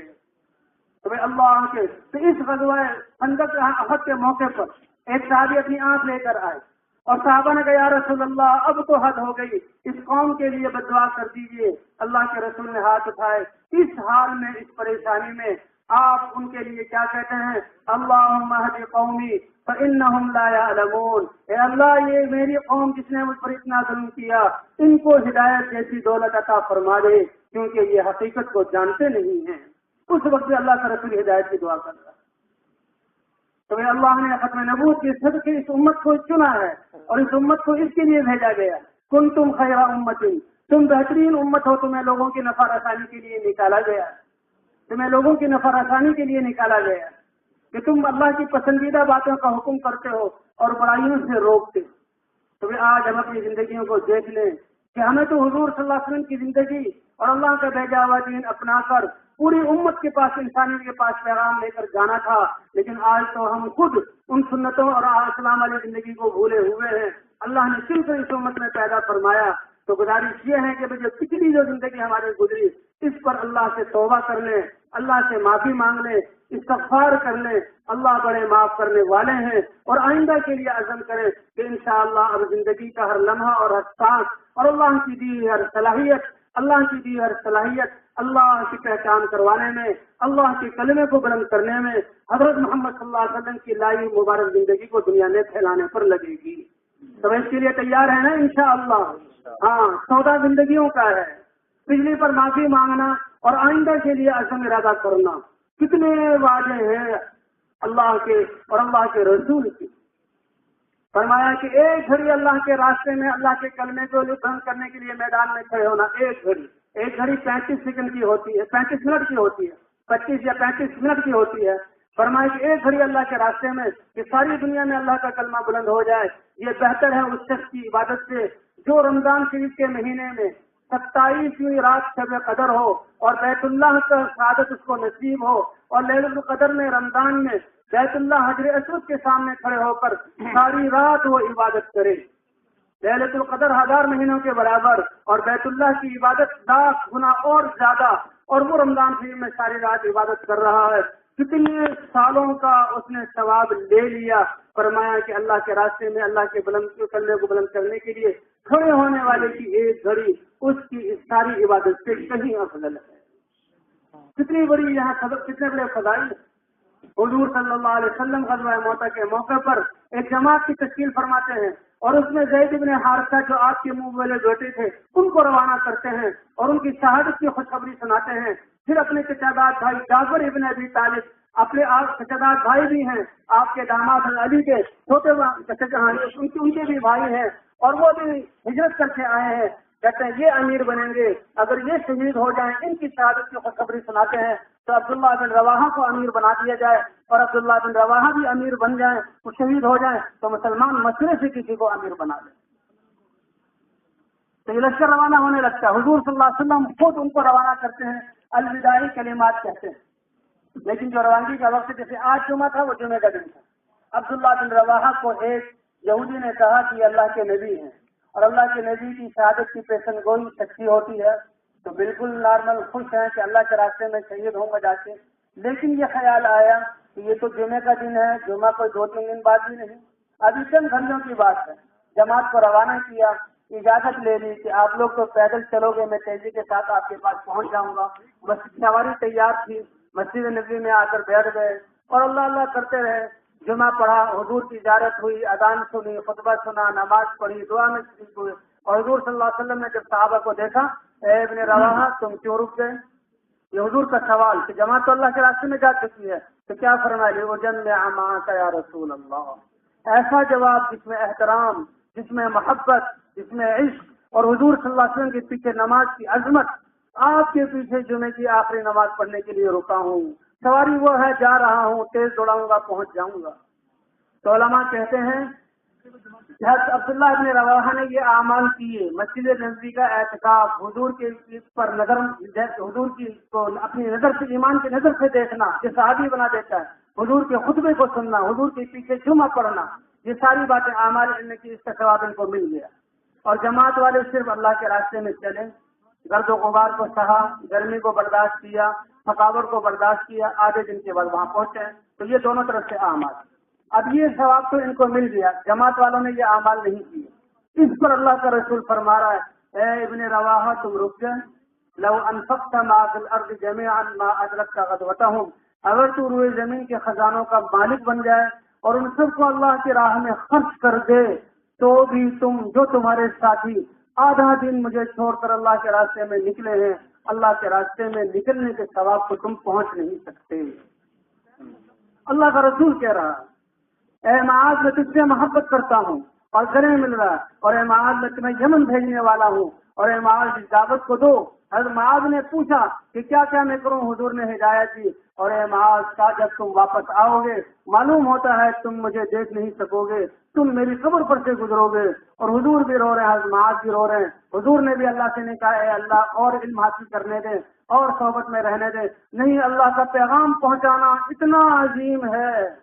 اللہ کا پیغام اتنا بڑا ہے۔ اللہ کا رسول محبت پر قسم کھاتے ہوئے اور خود روتے ہوئے آنسوؤں کے ساتھ روانہ کرتے ہیں۔ حضرت معاذ وہ بھی، یہ ان کی جرأت نہیں کہ حضور سے کہیں یا رسول اللہ 6 مہینے کا اللہ سے عرض کر دیجئے، 6 مہینے کے بعد چلا جاؤں گا۔ حضرت معاذ بھی جاتے ہیں اور وہاں جا کر دین کی دعوت دیتے ہیں۔ سال بعد جب واپس آتے ہیں مدینہ منورہ پہنچتے ہیں، فرما تو پتہ لگتا ہے کہ اس ہستی کا تو انتقال ہو چکا جس ہستی کی وجہ سے اللہ نے شہادت دی۔ اللہ کے راستے میں جانے کو نہیں چھوڑا، تو اللہ کے راستے میں نکلنا اتنا اہم ہے، اور یہ ذمہ داری اللہ نے ہمیں دی ہے، اور وعدہ کیا ہے المعونۃ بقدر المعونہ، میرے بندو تم تو دل میں عزم کر لو اور میرے پیغام پہنچانے کے لیے کمر کس لو اور اپنے قدموں کو نکال لو، اپنی زبانوں کو استعمال کرو۔ جتنی بڑی ذمہ داری کا احساس تم کر کے قدم اٹھاؤ گے، اس کے لیے جتنی ضروریات اور مدد کی ضرورت ہے، تمہاری ذمہ داری کے بقدر میری مدد تمہارے لیے اترے گی۔ صفات میں عطا کروں گا، تربیت میں دوں گا، فضاؤں کو میں بناؤں گا، آسمان و زمینوں کو مسخر میں کروں گا۔ تمہاری نیت اور عزم کی ضرورت ہے، اور جو تمہاری جسمانی صلاحیت ہے، جو کچھ میں نے دیا ہوا اس کو لے کر نکلنے کی ضرورت ہے۔ باقی ساری ذمہ داریاں میرے اوپر ہیں۔ تو بھائی اللہ نے کتنا بڑا وعدہ کیا ہوا، تو مددیں اللہ کی، تربیت اللہ کی طرف سے، ہم اللہ کا پیغام پہنچا رہے ہیں، لوگوں کے دلوں کو بھی اللہ بدلیں گے، نمازوں پر آئیں گے، حضور والی زندگی کو اپنائیں گے، اور ان کی زندگیوں میں رونقیں آئیں گی، اور وہ محنت پر کھڑے ہوں گے، اور دنیا کے آخر تک جو ہے اللہ کا پیغام پہنچے گا، اور قیامت تک جب تک سلسلہ چلے گا، ان سب کا ثواب، ان کی محنتوں قربانیوں کا اللہ ان سب کو برابر دیں گے، اور ان سب کے برابر ان لوگوں کو دیں گے جو اللہ کے وعدے پر یقین کرتے ہوئے شروع میں اللہ کے راستے میں نکلے تھے۔ تو بھائی کیا خیال ہے، اس ثواب کی ضرورت ہے کہ نہیں ہے؟ ہاں، تو پرانے استغفار توبہ اللہ نے علاج دیا ہے، پچھلی جو کوتاہی ہوئی اس پر استغفار توبہ کر لو، اس پر اللہ تمہارے گناہوں کو بخش دیں گے، اپنے خزانوں سے مال دیں گے، نرینہ اولاد دیں گے، اللہ تمہاری زمینوں کو سرسبز شاداب کریں گے۔ ایک تم زمینوں میں ہل چلاؤ گے، ایک تم ٹیوب ویل لگاؤ گے، ایک تم کھادیں ڈالو گے، ایک تم ہزاروں روپے خرچ کر کے سپرے کرو گے، اور ایک اللہ جس نے اس زمین کو سرسبز بنایا، جو اگا رہا ہے، اس کا وعدہ ہے میں اپنی قدرت سے تمہاری زمینوں کو سرسبز اور شاداب کر دوں گا، اور اس اپنی قدرت سے چشموں کو پھوڑ دوں گا، اور اپنی قدرت سے تمہیں نرینہ اولاد دوں گا۔ یجعل لکم جنات ویجعل لکم انہارا، اللہ کا یہ وعدہ ہے، گناہ بھی اللہ بخشے گا۔ تو اس کے لیے بھائی خود بھی توبہ کرنا، ہر مسلمان سے توبہ کرانا، اور اپنے گھر اور گھریلو زندگی اور کاروبار والی زندگی اور مسجد والی زندگی میں اللہ کے احکام، حضور کی سنتوں کو زندہ کرنے کا عزم کرنا، اور پھر اس پیغام کو لے کر پوری دنیا میں جانا، اپنے آپ کو پیش کرنا۔ تو اس کے لیے فرمایا بھائی کون کون تیار ہے؟ بھائی یہ تو زندگی کا عزم تو کر لیا نا، انشاءاللہ ساری زندگی اسی مقصد کے تحت گزرے گی انشاءاللہ۔ جہاں ہم نے نیت کی اور وہاں سے اللہ کی طرف سے نصرتیں، مددیں اور اللہ کی طرف سے جو ہے انعامات شروع ہو گئے، نیت کے بدلتے ہی اللہ کی طرف سے رحمتیں اور اچھا معاملہ شروع، بھائی نیت کے